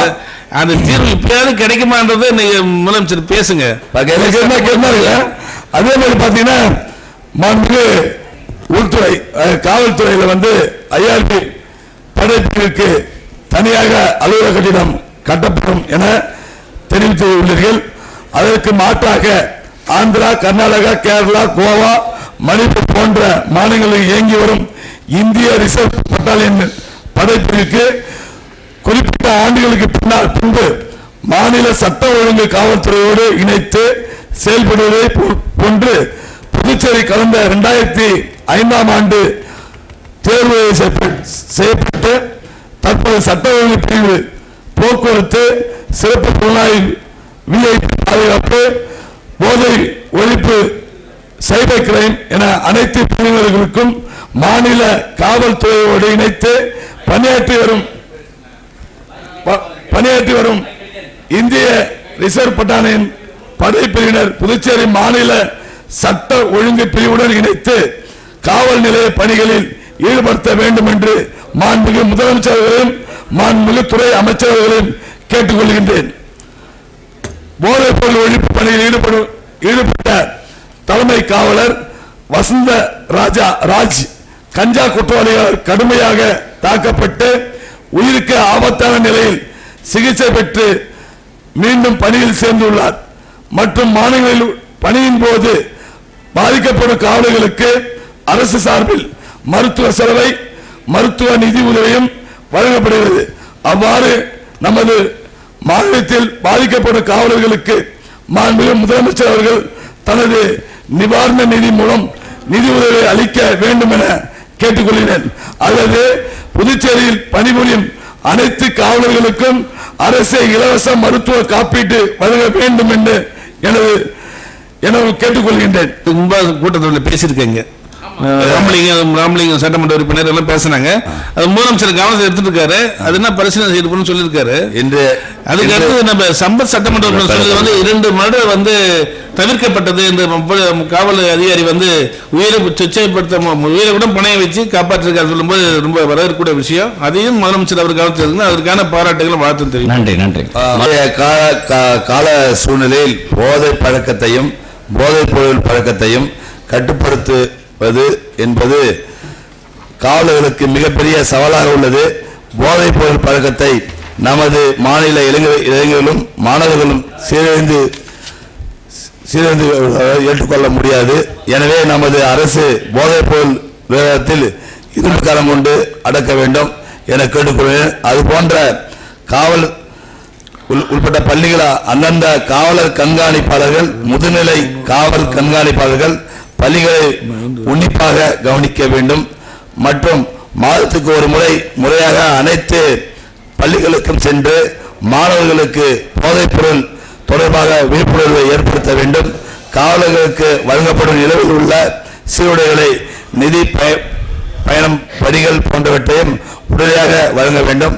ஸ்பெஷல் பிரான்ச் விஜிலன்ஸ், சிஐடி ஆகிய பிரிவுகளுக்கு பணிபுரியும் காவலர்களுக்கு வாகனம் மற்றும் எரிபொருள் வழங்க வேண்டும். காவல் நிலையங்களில் ரோந்து பணிக்கு நவீன ரக புதிய மோட்டார் சைக்கிள், கடற்கரை சாலையில் ரோந்து மேற்கொள்ள வேண்டும். வந்து இந்த வாஷிங் அலவன்ஸ் போலீஸுக்கெல்லாம் பார்த்தீங்கன்னா வாஷிங் அலவன்ஸு, நைட் அலவன்ஸ் எல்லாம் வந்து வழங்கணும். அதே மாதிரி இந்த போதைப் பொருளில் வந்து பார்த்தீங்கன்னா காவலர்கள் வந்து தயவு செய்து ஒவ்வொரு பெற்றவங்களும், சட்டமன்ற உறுப்பினராக இருந்தாலும் சரி, அமைச்சராக இருந்தாலும் சரி, பிள்ளைங்களை பள்ளிக்கு போனவொடனே வந்து நாம் தானாகவே பிள்ளைங்களை போய் அணைச்சி அவன் என்ன போய் வரான், யாரு கூட பழகிறான், இந்த மாதிரி ரொம்ப கவனிப்பாக இருக்க வேண்டியது, ரொம்ப சென்சிட்டிவாக இருக்க வேண்டியது.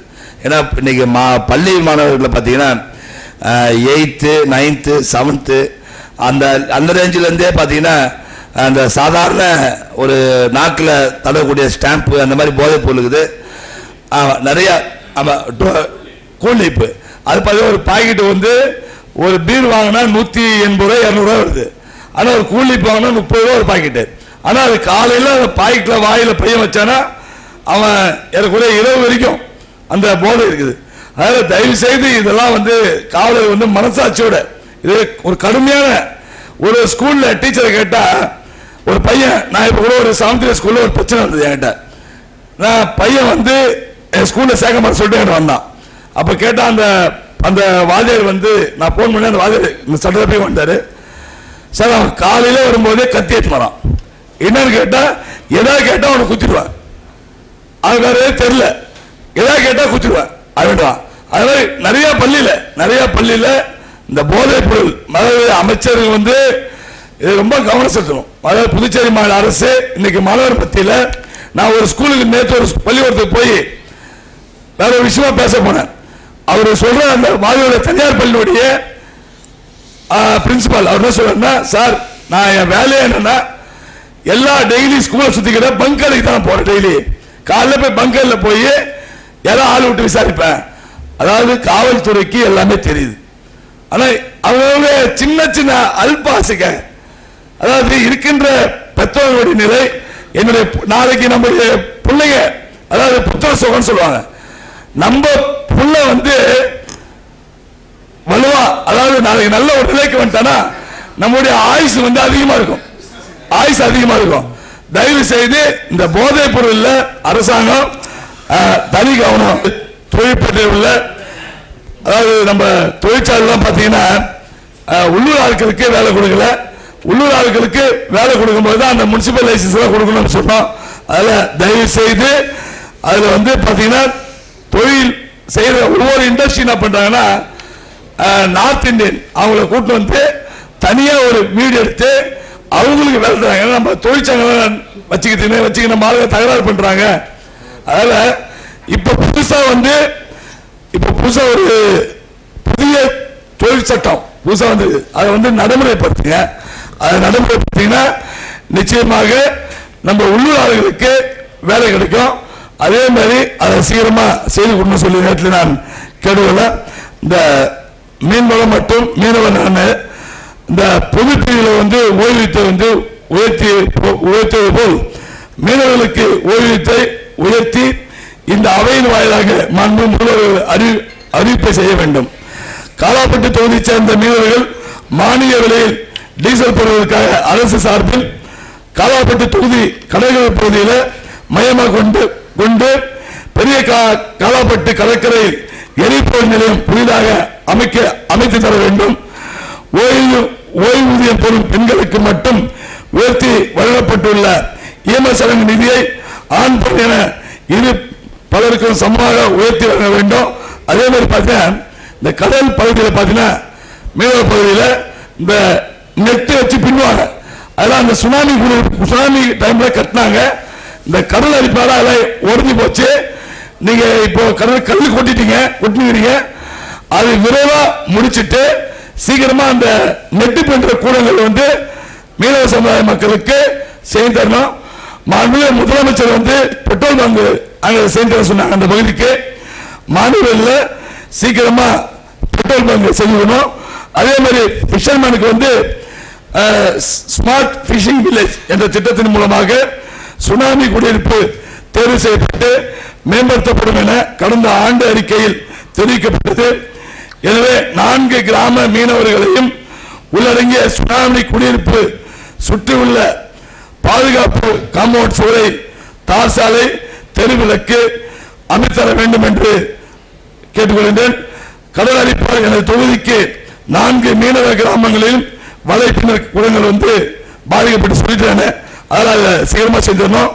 அதே மாதிரி 4 கிராமங்களுக்கும் இணைப்பு சாலை, கடலோரமா வந்து இணைப்பு சாலை வந்து செய்து கொடுக்கணும். அதே மாதிரி இந்த மீனவ சமுதாயம் மீனவர்களுக்கு மீன்பிடிக்க தொழில் செய்ய உள்ள உபகரணங்களை வந்து கருத்தில் கொண்டு புதிய சிறப்பு மருத்துவ காப்பீட்டத்தை உருவாக்க வேண்டும். ஏன்னா இந்த கடலுடைய தன்மை வந்து மாறி மாறி போகுது. ஒவ்வொரு நாளும் மீனவ சமுதாய மக்கள் வந்து கடலுக்கு போயிட்டு வருது, அவருடைய உயிர் வந்து பாதுகாப்பு இல்லை. இது வந்து இறங்கும் போது போட்டு திரும்பி போகுது, கை கால் உடைஞ்சு போகுது. இப்ப கூட எங்க தொகுதியில ஒரு மாசத்துக்கு ஒரு 4 பேர் அடிபடுறாங்க. அதனால தயவு செய்து மாண்புமிகு முதலமைச்சர் வந்து அவங்களுக்கு விரைவாக அந்த மருத்துவ காப்பீடு திட்டத்தை வந்து உருவாக்க வேண்டும். அதே மாதிரி பெரிய காலாப்பட்டு சுனாமி குடியிருப்பில் நவீன உள் விளையாட்டு அரங்கம், அதே மாதிரி ஃபிளட் லைட் வசதியுடன் கூடிய ஒருங்கிணைந்த விளையாட்டு மைதானத்தை புதிதாக அமைத்து தர வேண்டும்.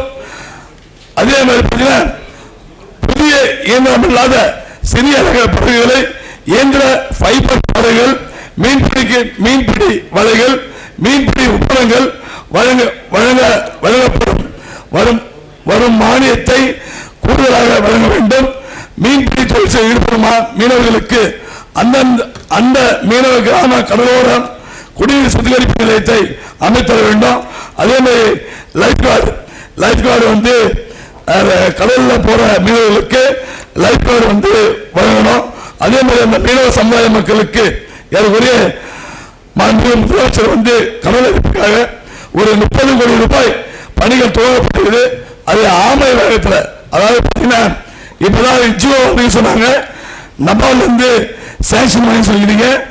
விரைவாக அதை இந்த மீனவ சமுதாய மக்கள் புதுச்சேரி மாநிலத்தில் கிராமத்தில் பார்த்தீங்கன்னா என் தொகுதியில் இருக்கிற மீனவ சமுதாய மக்கள் மிகவும் பாதிக்கப்பட்டு வீடு இல்லாம வலை நெட்டு கூட இல்லாம கஷ்டப்படுறாங்க. தயவு செய்து மாண்புமிகு அமைச்சருக்கு வந்து அந்த கல்லு கோட்டத்தை இப்பதான் நபார்ட்ல வங்கி மூலமா லோன் சொல்றீங்க, அவங்களுக்கு நபார்டு வங்கி மூலமா சீக்கிரமா செஞ்சுக்கணும், விரைவா வேலையை முடிச்சிடணும்.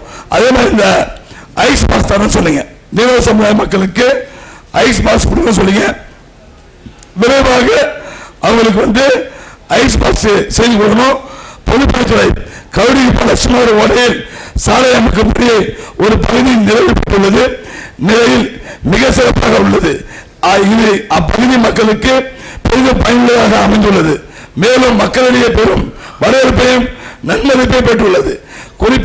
குறிப்பிடத்தக்கது, மீதி இருந்த இது ஒரு இன்னொரு 7 கோடி ரூபாய்க்கு வந்து எஸ்டிமேட் போட்டு பாதி வேலை மட்டும் நிற்குது. அதில் முதலமைச்சர் வந்து சீக்கிரமா செய்து தரணும்.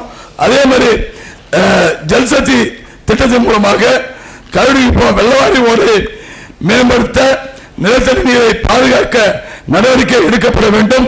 பெரிய காலாப்பட்டு சட்டக்கல்லூரி அமைந்துள்ள குளம், கருடிக்குப்பம் வள்ளிமேடு குளம், கணப்பச்செட்டி குளம், கங்கையம்மன் கோயில் குளம், சஞ்சீவர் கோயில் குளம், பிள்ளையார் கோயில் குளம் ஆகிய எனது தொகுதியில் முக்கியமாக நீர் ஆதாரமாக விளங்கும் இந்த குளங்களை அம்ருத் அல்லது ஜல்சக்தி திட்டத்தின் மேம்படுத்த நீரை சேமிப்பதற்காக நிலத்தடி நீரை மட்டத்தை உயர்த்த வேண்டும். மாண்புமிகு முதல்வரும் மாண்புமிகு துறை அமைச்சர்களும் பெரிய காலாப்பட்டு மீனவ கிராமத்தில் பிஷிங் லேண்டிங் சென்டர் அமைக்க பூமி செய்து வைத்தீர்கள்.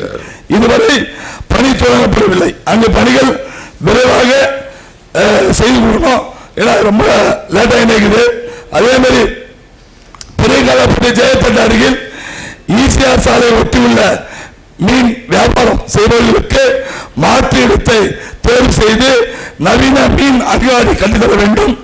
பெரிய காலாப்பட்டு பிள்ளைச்சாவடி மற்றும் சின்ன காலாப்பட்டு பகுதி நிலை வரும் குடிநீர் பற்றாக்குறையை போக்க புதுச்சேரி தொழில்நுட்ப பல்கலைக்கழகம் வளாகத்துக்குள் மற்றும் பெரிய காலாப்பட்டு பகுதி சுனாமி குடியிருப்பில் வளாகத்துக்குள் புதிய மேல்நீர் நீர் தொட்டியை அமைத்து தரப்பட வேண்டும் என்று கூட்டத்தொடரில் தெரிவிப்பது எனது இந்த நிதியாண்டில் நிறைவேற்றி தர வேண்டும்.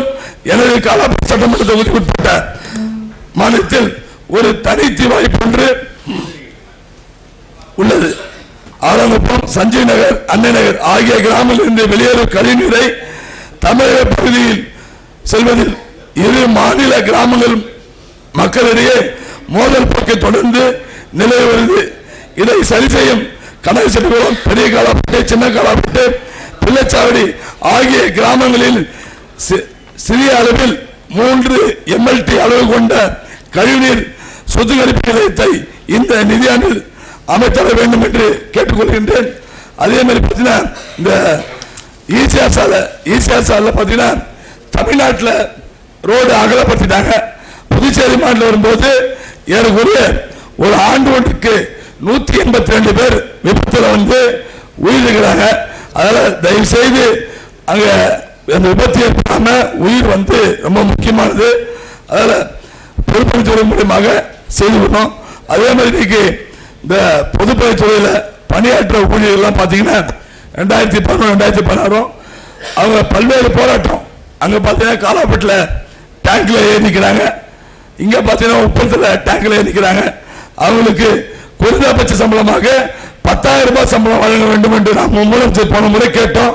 முதலமைச்சர் வரணும், நல்ல இடத்தோடு தான் இருக்காரு, கொஞ்சம் சீக்கிரமா அறிவிச்சிருங்க. ஏன்னா யாராவது உயிரிழந்து ஏதாவது அசம்பாவம் நடந்தா நம்ம கெட்ட பேர் வந்துடும். முதலமைச்சர் வந்து கருணையோட செயல்படணும். அதே மாதிரி பார்த்தீங்கன்னா இப்போ சீஃப் இன்ஜினியர் வந்து இல்லை, அதில் விரைவாக எல்லா பணிகளும் செய்யணும்.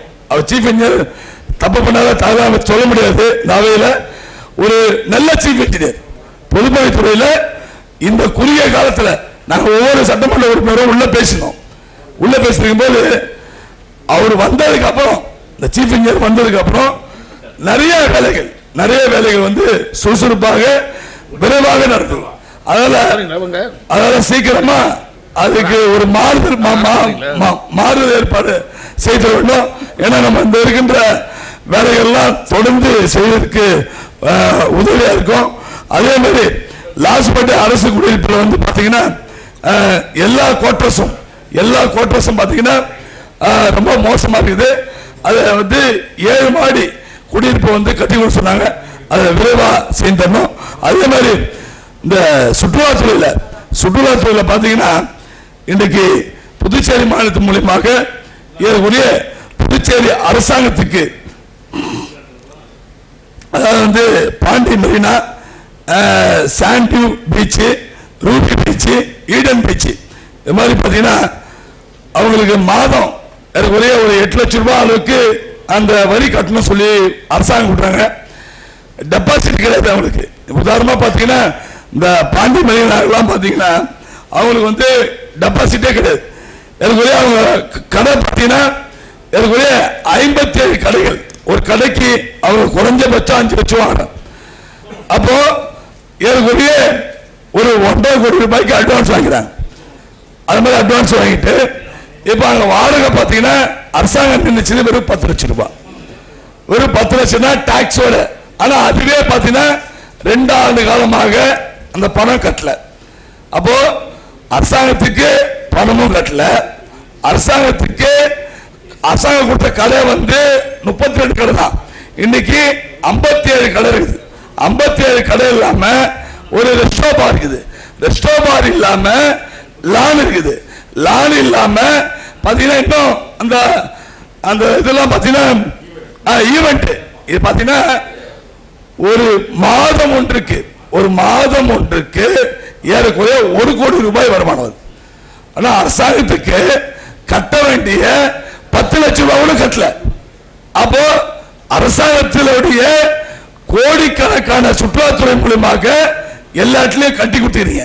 அந்த டேர்ம்ஸ் அண்ட் கண்டிஷன் பாருங்க, அதை கேன்சல் பண்ணுங்க.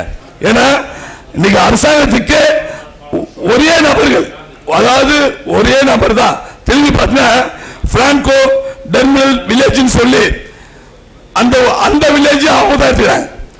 அதுல பாத்தீங்கன்னா மாசத்துக்கு 3 லட்சம் ரூபாய் அதுவும் கட்டுறது கிடையாது. ஆமா முறை பார்த்து ஆசன் காஃப்ட் அதுல அதுக்கும் பணம் கட்டல. இது ஒரு தனிப்பட்ட ஒரு கும்பல் அரசாங்க பணத்தை கொள்ளடிக்கிறாங்க. இதுதான் சொல்றோம், அரசாங்க பணத்தை கொள்ளடிக்கின்ற கும்பல். அதே மாதிரி பாத்தீங்கன்னா இதே டீம் தான் நம்ம டிரான்ஸ்போர்ட்ல பாத்தீங்கன்னா அவங்களுக்கு 375 வண்டி வருது. அப்ப 375 வண்டிக்கு 1 லட்சம் ரூபாய் அட்வான்ஸ் வாங்கிக்கிறாங்க. ஒரு வண்டிக்கு 1 லட்சம் ரூபாய் அட்வான்ஸ். அந்த 1 லட்சம் ரூபாய் அட்வான்ஸ் வாங்கினா 3,75 லட்சம் ரூபாய் அட்வான்ஸ். ஆனா அரசாங்கத்துக்கு எந்த தொகையும் கிடையாது. அதனால அதுல பாத்தீங்கன்னா ஒரு வண்டிக்கு ஒன்றுக்கு 5,000 இருந்து 10,000 ரூபாய், மாசத்துக்கு 15 லட்சம் ரூபாய் வருவாய். ஆனா இது ஏன் அவங்களுக்கு டெண்டரே முடிஞ்சு போச்சு. அவங்களுக்கு இந்த மார்ச்சோட டெண்டர் முடிஞ்சு போச்சு. இந்த அரசாங்கம் ஏன் அலட்சியமா டிசி சொல்றோம், முதலமைச்சர் சொல்லி பிரகாஷ் குமார் மேலுமே முதலமைச்சர் சொன்னாரு, அவங்களுக்கு 30 முடிஞ்சு போச்சு. அதை கேன்சல் பண்ணிட்டு நீங்க கொடுக்கறதா நான் இருக்கின்ற எல்லா சட்டமன்ற உறுப்பினரும் கவர்னர் மாதிரி அந்த அதிகாரி சொல்றேன், நீங்க ரீடெண்டர் எழுதி வைக்கலன்னா நாங்க கவர்னர் மாதிரிகள முற்றுகையிட்டே போராட்டம் பண்ணுவோம். ஏன்னா மிகப்பெரிய முறைகேடு. தயவு செய்து அந்த முறைகேடை கலைக்கணும். அரசாங்கத்துக்கு வர வருவாய் இழப்பை சரி செய்ய சொல்றோம். அதே மாதிரி பாத்தீங்கன்னா ஆலங்குளம் பெரியேரி சுதேஷன் தர்ஷன் ஈகோ வில்லேஜ் திட்டங்களை எடுத்துக்கொள்ளப்பட வேண்டும். இந்த வரவு செலவு திட்ட அறிக்கையில் தெரிவித்துள்ளீர்கள். இதனை விரைந்து இந்த நிதியாண்டிலே முடிவு தர வேண்டும். அதே மாதிரி பெரிய காலத்து அருள்மிகு பாலமுருகன் ஆலயத்தை மத்திய அரசாங்கத்தின் பிரசாத் திட்டத்தின் கீழ் மேம்படுத்த டிபிஆர் தயாரிக்கப்பட்டு மத்திய அரசுக்கு அனுப்பப்பட்டுள்ளது. இதை மேலும் துரிதப்படுத்தி மத்திய அரசிடம் நிதி பெற்று பணிகளை விரைந்து தொடங்க வேண்டும். அதே மாதிரி இதை சீக்கிரமா முடிச்சு கொடுக்கணும். அதே மாதிரி வேளாண்மை, அதாவது பாத்தீங்கன்னா இந்த விவசாயத்துறை அமைச்சர் இந்த விவசாயிகளுக்கு இந்த டிராக்டர், இந்த ரொட்டேட்டர், அந்த விவசாயிகளுடைய இடுபொருள் பாத்தீங்கன்னா நம்ம பக்கத்தில் வெஸ்ட் பெங்கால் ஆந்திரா இங்கெல்லாம் பாத்தீங்கன்னா சப்சிடி விவசாயிங்க குறைச்சிட்டு அந்த டிஸ்ட்ரிபியூட்டர் போய் அந்த பொருளை வாங்கிக்கலாம். நம்ம விவசாயிகள் தான் நமக்கு சோறு போடுறாங்க, விவசாயி தான் நமக்கு சோறு போடுறாங்க. எவ்வளவு வேணா நம்ம ஐடில ஒர்க் பண்ணலாம், சோறு கஞ்சில நம்மளால வாழ முடியாது. அதனால மாண்புமிகு அமைச்சர் சப்சிடியை குறைச்சு டிராக்டர் ரொட்டேட்டர் விவசாயிகளுக்கு வழங்க வேண்டும். இன்னைக்கு விவசாய நிலம் குறைஞ்சிக்கிட்டே போகுது, விவசாயிகள் குறைஞ்சிட்டு போகுது. மாண்புமிகு அமைச்சர் நேரடியாக வழங்க வேண்டும். அதே மாதிரி அந்த 2 வருஷமா விவசாயிகளுக்கு டிராக்டர் ரொட்டேட்டர் உள்ளிட்ட விவசாய உபகரணங்கள் வழங்கப்படாமல் உள்ளது. மாண்புமிகு இதை சீக்கிரமா வழங்கணும். அதே மாதிரி கால்நடை பராமரிப்புத்துறையில் பார்த்தீங்கன்னா மருத்துவராக பணியாற்றின 7 மருத்துவர்கள் ஒப்பந்த அடிப்படையில் அவங்க வேலை செய்யறாங்க. அவங்க இப்போ ஹைகோர்ட்ல முதல்ல டர்மினல் கோர்ட்ல ஆர்டர் வாங்கினாங்க, இப்போ ஹைகோர்ட்லயே ஆர்டர் வாங்கிக்கிறாங்க. சுப்ரீம் கோர்ட்டுக்கு போகக்கூடாதுன்னு சொல்லிட்டு நம்ம மாண்புமிகு முதலமைச்சர் சொல்லிக்கிறோம். தயவு செய்து சீக்கிரமா செய்து தரணும். சுப்ரீம் கோர்ட் போனீங்கன்னா வேலை செய்யறதுக்கு டாக்டர் இருக்காது. அதனால சமூக நலம் கடந்த ஆண்டு விபத்தில் உயிரிழந்த எனது தொகுதிக்கு உட்பட்ட 4 பேரின் குடும்பத்துக்கு முதலமைச்சர் விபத்து காப்பீட்டிற்கு ரூபாய் 2 லட்சம் நிதியுதவி விண்ணப்பம் செய்வதற்கான வழிமுறைகள் கேட்டு அரசு அதிகாரி தொடர்பு கொண்ட போது முறையான பதில் அளிக்காமல் அலைகழித்து வருகின்றனர். காரணம், சம்பந்தப்பட்ட அரசு அதிகாரிகளுக்கோ இத்திட்டத்தின் சாராம்சம் தெரியவில்லை என்பதுதான் வேதனை. மாண்புமிகு முதல்வர்கள் பாதிக்கப்பட்ட ஏழை மக்களுக்கு உதவ வேண்டும் என்று நல்ல நோக்கத்தோடு துவக்கப்பட்ட சிறந்த திட்டமாகும். இத்திட்டத்தின் இதுவரை நடைமுறைக்கு கொண்டு வராமல் மெத்தனமாக செயல்படும் இத்துறையின் அதிகாரி மீது மாண்புமிகு துறை அமைச்சர் அவர்கள் நடவடிக்கை எடுக்க வேண்டும். இத்திட்டத்தின் செயல்வடிவம் கொடுக்க வேண்டும். மகளிர் மற்றும் குழந்தை மேம்பாட்டுத்துறை முதலமைச்சரின் பெண் குழந்தைக்காக வைப்பு தொகை ரூபாய் 50,000 வங்கியில் செலுத்தும் திட்டத்தின் கீழ் இதுவரை 4,838 பெண் குழந்தைகளுக்கு வழங்கப்பட்டுள்ளது என இத்துறையின் இயக்குநர் தெரிவிக்கின்றார். அதாவது மாண்புமிகு பரவாயில்ல, ஒவ்வொரு சட்டமன்ற உறுப்பினருக்கும் அமைச்சர் பெருமக்கள் உட்பட பெரிய வேதனையான விஷயம் தெரியுமா? நம்ம தொகுதியில நம்ம அறிவிக்கிற திட்டத்தை நமக்கு தெரியாம இந்த வீடு கட்ட லோனு, இந்த குழந்தைங்களுக்கு பணம் போடுறது அவங்க நேரடியா பேங்க்ல போட்டுறாங்க. அப்ப சட்டமன்ற உறுப்பினருக்கு தெரியல. நாம பயனாளி பார்த்து கேட்கிறோம், ஏமா பணம் வந்து அவன் நம்மளை பார்த்து சிரிக்க கூடாது. அதுல தயவு செய்து துறையினுடைய அசம்பிளி செக்ரட்டரி எல்லாமே நீங்க டிடிபி மூலம் தான் போடுறீங்க. ஆனா அத காசோலையா செக்கா அந்த சட்டமன்ற உறுப்பினருக்கு நாம அப்ளிகேஷன் ஃபில் பண்ணி கொடுக்கிறோம். அவங்களுக்கு எல்லா வேலையும் நம்ம செய்யறோம். இது எல்லா சட்டமன்ற உறுப்பினர் அமைச்சர் குறிப்பாக சமூக நலத்துறையிலும் ஆதிவார நமக்கு எதுவுமே தெரிய மாட்டேது. அவங்க டைரக்டா பணத்தை போட்டுறாங்க. அவங்க சம்பந்தப்பட்டவங்களுக்கு நமக்கு நோட்டீஸ் எடுத்து கேட்டா, சார் பணம் ஒரு வாரம் ஆகும், ஒரு மாசம் ஆகுதுன்றாங்க. இந்த அதிகாரிக்கெல்லாம் யார் அதிகாரம் கொடுத்தாங்க? நான் கேட்கிறேன், இந்த அதிகாரிக்கு யார் துணிச்சல் கொடுத்தாங்க? நடவடிக்கை எடுங்க சார். அவங்க பேர்ல ஒரு ஷோகேஸ் வச்சு கொடுங்க. இஷ்டத்துக்கு பணத்தை போட்டு நாம அவங்க வச்ச வேலைக்கார நம்ம மக்களுடைய பிரதிநிதி, மக்கள் ஓட்டு போட்டு வந்துருக்கிறோம், மக்களுக்கு பணியாற்றோம். தயவுசெய்து இது அரசு கவனம் செலுத்துறோம். உறுப்பினருக்கு அந்த பொருந்து என்னதான் தெரியும். அதிகாரிகள் கவனமாக கவனமா அதிகாரிகள் அந்த துறை நலத்திட்டங்களை சட்டமன்ற உறுப்பினர் நாளைக்கு கொண்டு வந்து அவங்க கையால் கொடுப்பது சால சிறந்தா இருக்கு என்பதை சொல்ல கடன்பட்டிருக்கிறோம். கலை மற்றும் பண்பாட்டுத்துறை பிள்ளைச்சாவடியில் பழைய கட்டிடத்தில் டிஜிட்டல் லைப்ரரி அமைத்தர வேண்டும். ஆலங்குப்பம் அன்னை நகர் உள்ள நூலகம் கடந்த 9 ஆண்டுகளாக மூடப்பட்டுள்ளது. மறு சீரமைப்பு செய்து மக்கள் பயன்பாட்டு கொண்டு வர வேண்டும். ஆலங்குப்பம் பழைய பள்ளியில் உள்ள கட்டிடத்தை பழமை மாறாமல் புனரமைப்பு பணிகள் செய்து தனியார் கட்டிடத்தில் இயங்கி வரும் நூலகத்தை மாற்றித்தர வேண்டும். குடிநீர் மற்றும் வழங்குத்துறை, நான் குடிநீர் மற்றும் வழங்குத்துறையில் சொல்லியிருந்தேன். இந்த இது பார்த்தீங்கன்னா மாண்புமிகு முதலமைச்சர் இப்போ அரிசி மக்களுக்கு நேரடியாக போடுறாங்க. அதே மாதிரி இந்த கேஸ் மானியத்தை நீங்கள் டீலருக்கு, அதாவது நாங்கள் இது ஏன்னா நான் வலியுறுத்தி சொல்லுகிறேன். இப்போ மாண்புமிகு முதலமைச்சர் இந்தியாவில் எந்த மாநிலத்தையும் இல்லாத அளவுக்கு, எந்த மாநிலங்களுக்கு ஒரு சிலிண்டர் ஒன்றுக்கு 300 ரூபாய் குறைச்சிக்கிறாங்க. ஒரு சிலிண்டருக்கு சிவப்பு கார்டுக்கு 300 ரூபாய், எல்லோ கார்டுக்கு 150 ரூபாய். ஆனால் அந்த மகளிர்கிட்ட என்னன்னா வீட்டில் ஒரு பெண்மணி நினைக்கிறாங்கன்னா இன்னும் 986 ரூபாய் இருக்குன்னு நினைக்கிறாங்க. உறுப்பினர் பேசிட்டீங்க, கேள்வி நேரத்தில் பேசிட்டீங்க. அடுத்து உங்களுக்கு ஆதிட் நடக்குது. ஆமா, அதுக்கப்புறம் பாத்தீங்கன்னா மகளிர் மற்றும் குழந்தை மேம்பாட்டுத்துறையில இன்னும் சில சப்ஜெக்ட் பேச வேண்டியது நீங்க. ஆமா, அதே மாதிரி இது விளையாட்டுத்துறை அடுத்த பேசுங்க சார். விளையாட்டுத்துறை பாத்தீங்கன்னா விளையாட்டுத்துறை புதுச்சேரி மாநிலத்தில் இன்னைக்கு போதைப் பொருள் உச்சகட்டத்தில் இருக்குது. அதனால விளையாட்டுத்துறை அந்த பயிற்சியாளருக்கு நிரந்தரம் பண்ண சொல்லிக்கிறீங்க. அவங்களுக்கு 10,000 சம்பளம் தான் இருக்குது. அதை இப்போ 50,000 ரூபாய் சம்பளம் கூட சொல்லிக்கிறீங்க. அதே மாதிரி பார்த்தீங்கன்னா அந்த எம்டிஎஸ் ஸ்டாஃப் அவங்களுக்கு பணி நிரந்தரம் வழங்கணும்னு சொல்லிட்டு நம்ம ஜிபியில் முடிவு பண்ணிக்கிறோம். அதே மாதிரி காலாப்பட்டு தொகுதி பகுதியில் விளையாட்டு மைதானம் அமைச்சு விடணும். அதே மாதிரி பார்த்தீங்கன்னா அந்த விளையாட்டு துறை ஒரு தனியாக ஒரு பிரிவு ஆரம்பித்து இது வரைக்கும் அவங்களுக்கு எந்த ஒரு பலன் இல்லாமல் இருக்குது. மாண்புமிகு விளையாட்டுத்துறை அமைச்சர் அது தனியாக ஒரு டைரக்டர், நல்ல ஒரு வல்லுநர் நம்ம சொன்னோம். அவர் அமைச்சர் உத்தரகாண்ட் அவர் முதலே கர்நாடகாவில் அதில் இந்த துறையில் இருந்திருக்காரு. அதாவது துறை தனியாக பிரிச்சுக்கிறாங்க, அவரை வந்து போகணும்னு சொன்னோம். அது மாதிரி விளையாட்டுத்துறைக்கு வந்து இன்னைக்கு கவர்னஸாக தான் மாணவர் மத்தியில் இளைஞர் மத்தியில் பார்த்தீங்கன்னா அவங்களுக்கு ஒரு நல்ல ஒரு விழிப்புணர்வு உருவாக்கணும். ஏன்னா அப்போ தான் அவங்க அந்த பாதிப்புகள் இல்லாமல் இருப்பாங்க. நம்ம ஆயுதத்துறையில் வந்து இந்த ரோடு வசதி பார்த்தீங்கன்னா ரோடு வசதி இல்லாமல் அதை செய்ய போனால் பொதுப்பணித்துறை மாதிரி செய்ய மாட்டாங்க. அது ரோடு வசதி ஆயுதத்துறையில் பார்த்தீங்கன்னா பாதி ஒர்க்கை முடிச்சுட்டு திருப்பி வந்து அதை வந்து திருப்பி பர்மிஷன் அனுப்புகிறாங்க. அதில் ஒவ்வொரு வேலையும் ஒவ்வொரு வேலையும் தடை செய்யப்பட்டிருக்கு.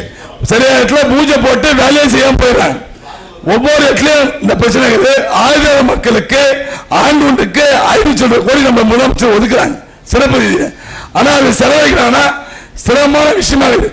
கடைசி நேரத்தில் அவங்களுக்கு சைக்கிள் கொடுத்தோம், கடைசி நேரத்தில் அவங்களுக்கு வந்து குப்பை வர பில்லுக்கு பணம் கொடுத்துட்டோம், புயல் வர பணம் கொடுத்து சொல்றாங்க. இல்ல மேம்பாட்டுக்காரங்க சரியா வேலை செய்யலன்றீங்களா? ஆமா, வேலை செய்யல எதுவுமே. அதாவது இதுக்கு முன்ன ஒரு சட்டமன்ற உறுப்பினருக்கு 3 விஷயம் நடக்கும். ஒண்ணு ஸ்லம் கிளியரன்ஸ் போல வேலை செய்வாங்க. இன்னொரு பக்கம் நமக்கு வந்து பாத்தீங்கன்னா ஏடி வெல்ஃபேர் அதுல ரோடு போடுவாங்க. ஒரு பக்கம் சட்டமன்ற உறுப்பினர் நிதி, இன்னொரு பக்கம் பிடபிள்யூடி. ஆனா இப்ப இருக்கிற சட்டமன்ற உறுப்பினருக்கு ஸ்லம் கிளியரன்ஸ் போர்டு இல்ல, ஏடி வெல்ஃபேரும் இல்ல. இதெல்லாம் பாத்தீங்கன்னா ஒரு ஆண்டுக்கு 5 கோடி 10 கோடி வச்சாங்க. ஆனா இந்த வாட்டி போன 90 லட்சம் கொடுத்தாங்க. ஒரு எம்எல்ஏக்கு 90 லட்சம் எஸ்சி பகுதி எப்படி மேம்படுத்த முடியும்? மேம்பாட்டுக்காக இதெல்லாம் செலவு பண்றதுக்கு அங்க ஆளு பற்றாக்குறை இருந்தாலும் வெளியே எடுத்துட்டாங்க. இருக்கிற அளவு வச்சு வேலையை செய்ய முடியல. எந்த திட்டம் செயல்படுத்த முடியுமோ செயல்படுத்த முடியாம இருக்கிறது தான் இதோடைய கார்பரேஷோட நிலைமை. இப்போ அதை மீண்டும் நல்லா நடக்கணும்னு சொன்னா மறுபடியும் வேலை இருந்து அனுப்ப திரும்பி வேலைக்கு எடுக்கணும். அதுக்கு அதாவது ரோடு வசதி கார்பரேஷன் உருவாக்குனதே வந்து அந்த சமுதாய மக்களுக்கு உடனடியாக சில வேலை செய்யறது தான் அனுபவம் உருவாக்கப்பட்டது. ஆனா இது நடைமுறையில் அது என்ன சரியான முறையில் செயல்படல. பேட்கோ நிரந்தர எம்டிஏ கிடையாது, அடிஷனல் சார்ஜ் தான். அவர் அடிஷனல் சார்ஜ் தான் எங்க இருக்கிறதோ அங்கதான் பார்ப்பாரு. இது யாரும் இந்த கார்பரேஷனே வந்து ஒரு கார்பரேஷனாவே எடுத்துக்கிறது இல்லை. அது வருங்காலத்திலாவது திறமையான செயல்பட முடியுது என்பது நம்முடைய மாண்புமிகு உறுப்பினர் வந்து வலியுறுத்துறாரு.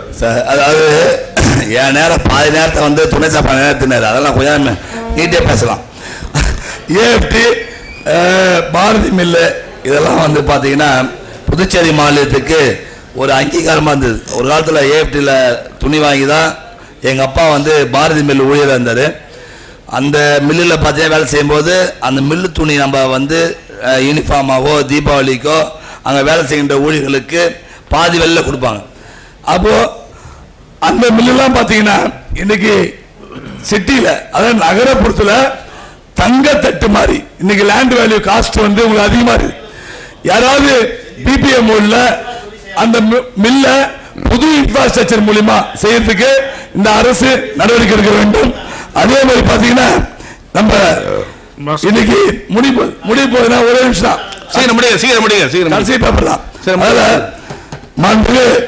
முதலமைச்சர் பாத்தீங்கன்னா அதாவது டெல்லிக்கு போகாம முதலமைச்சர் வந்து நான் டெல்லிக்கு போகும்போதுதான் பாக்குறேன். ஆந்திரா முதலமைச்சர், அதாவது வெஸ்ட் பெங்கால் முதலமைச்சர், இவங்கெல்லாம் வந்து டெல்லியில் பார்த்தீங்கன்னா ஒவ்வொரு துறை வாரியாக ஒவ்வொரு துறை அமைச்சர்கள்.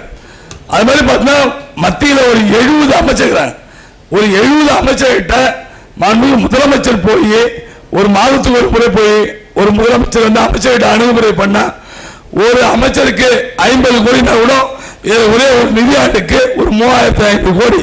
நம்ம முதலமைச்சருக்கு அனுபவம் இல்லைன்னு சொல்ல, எங்களுடைய கருத்தா சொல்றேன். சின்ன சின்ன ப்ராஜெக்ட் வரவும் நம்ம புதுச்சேரி மாநிலம் வளர்ச்சி அடையும். அதில் இந்த ஒரு அருமையான வாய்ப்பை எனக்கு ஏற்படுத்தி கொடுத்த எங்களுடைய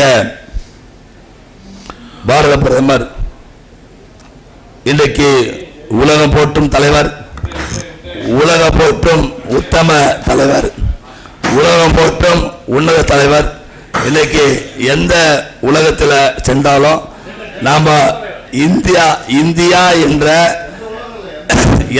எந்த நாட்டுக்கு போனாலும் இல்ல எந்த நாட்டுக்கு போனாலும் இந்தியா என்ற ஒரு பாஸ்போர்ட்டுக்கு உள்ள மரியாதை இன்றைக்கு ஒரு மாறி சொன்னா அதனுடைய நமக்கு அந்த பெருமையும் அந்த புகழும் இன்னைக்கு விசா இல்லாம நிறைய நாட்டுக்கு நம்ம நேரா போலாம்.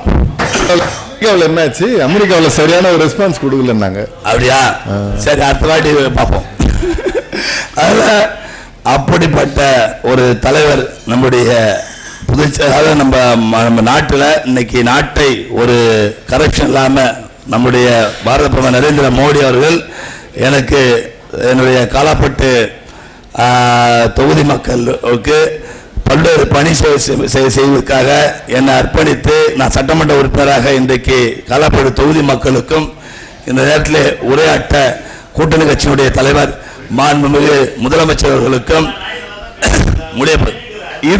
இதனால் இவன் முடிக்கும் என்றால் அதனை அவன் விடல், அதாவது என்ற வள்ளுவரின் வழிக்கேற்ப புதுச்சேரி மாநிலத்துக்கு ஆகச்சிறந்த துணைநிலை ஆளுநர் வழங்கிய மாண்புமிகு பாரத பிரதமர் நரேந்திர மோடிஜி அவர்களுக்கும் இந்த நிதி அறிக்கை மானிய கோரிக்கை மீதான விவாதம் உரையின் வாயிலாக நன்றியை தெரிவித்துக் கொள்கின்றேன்.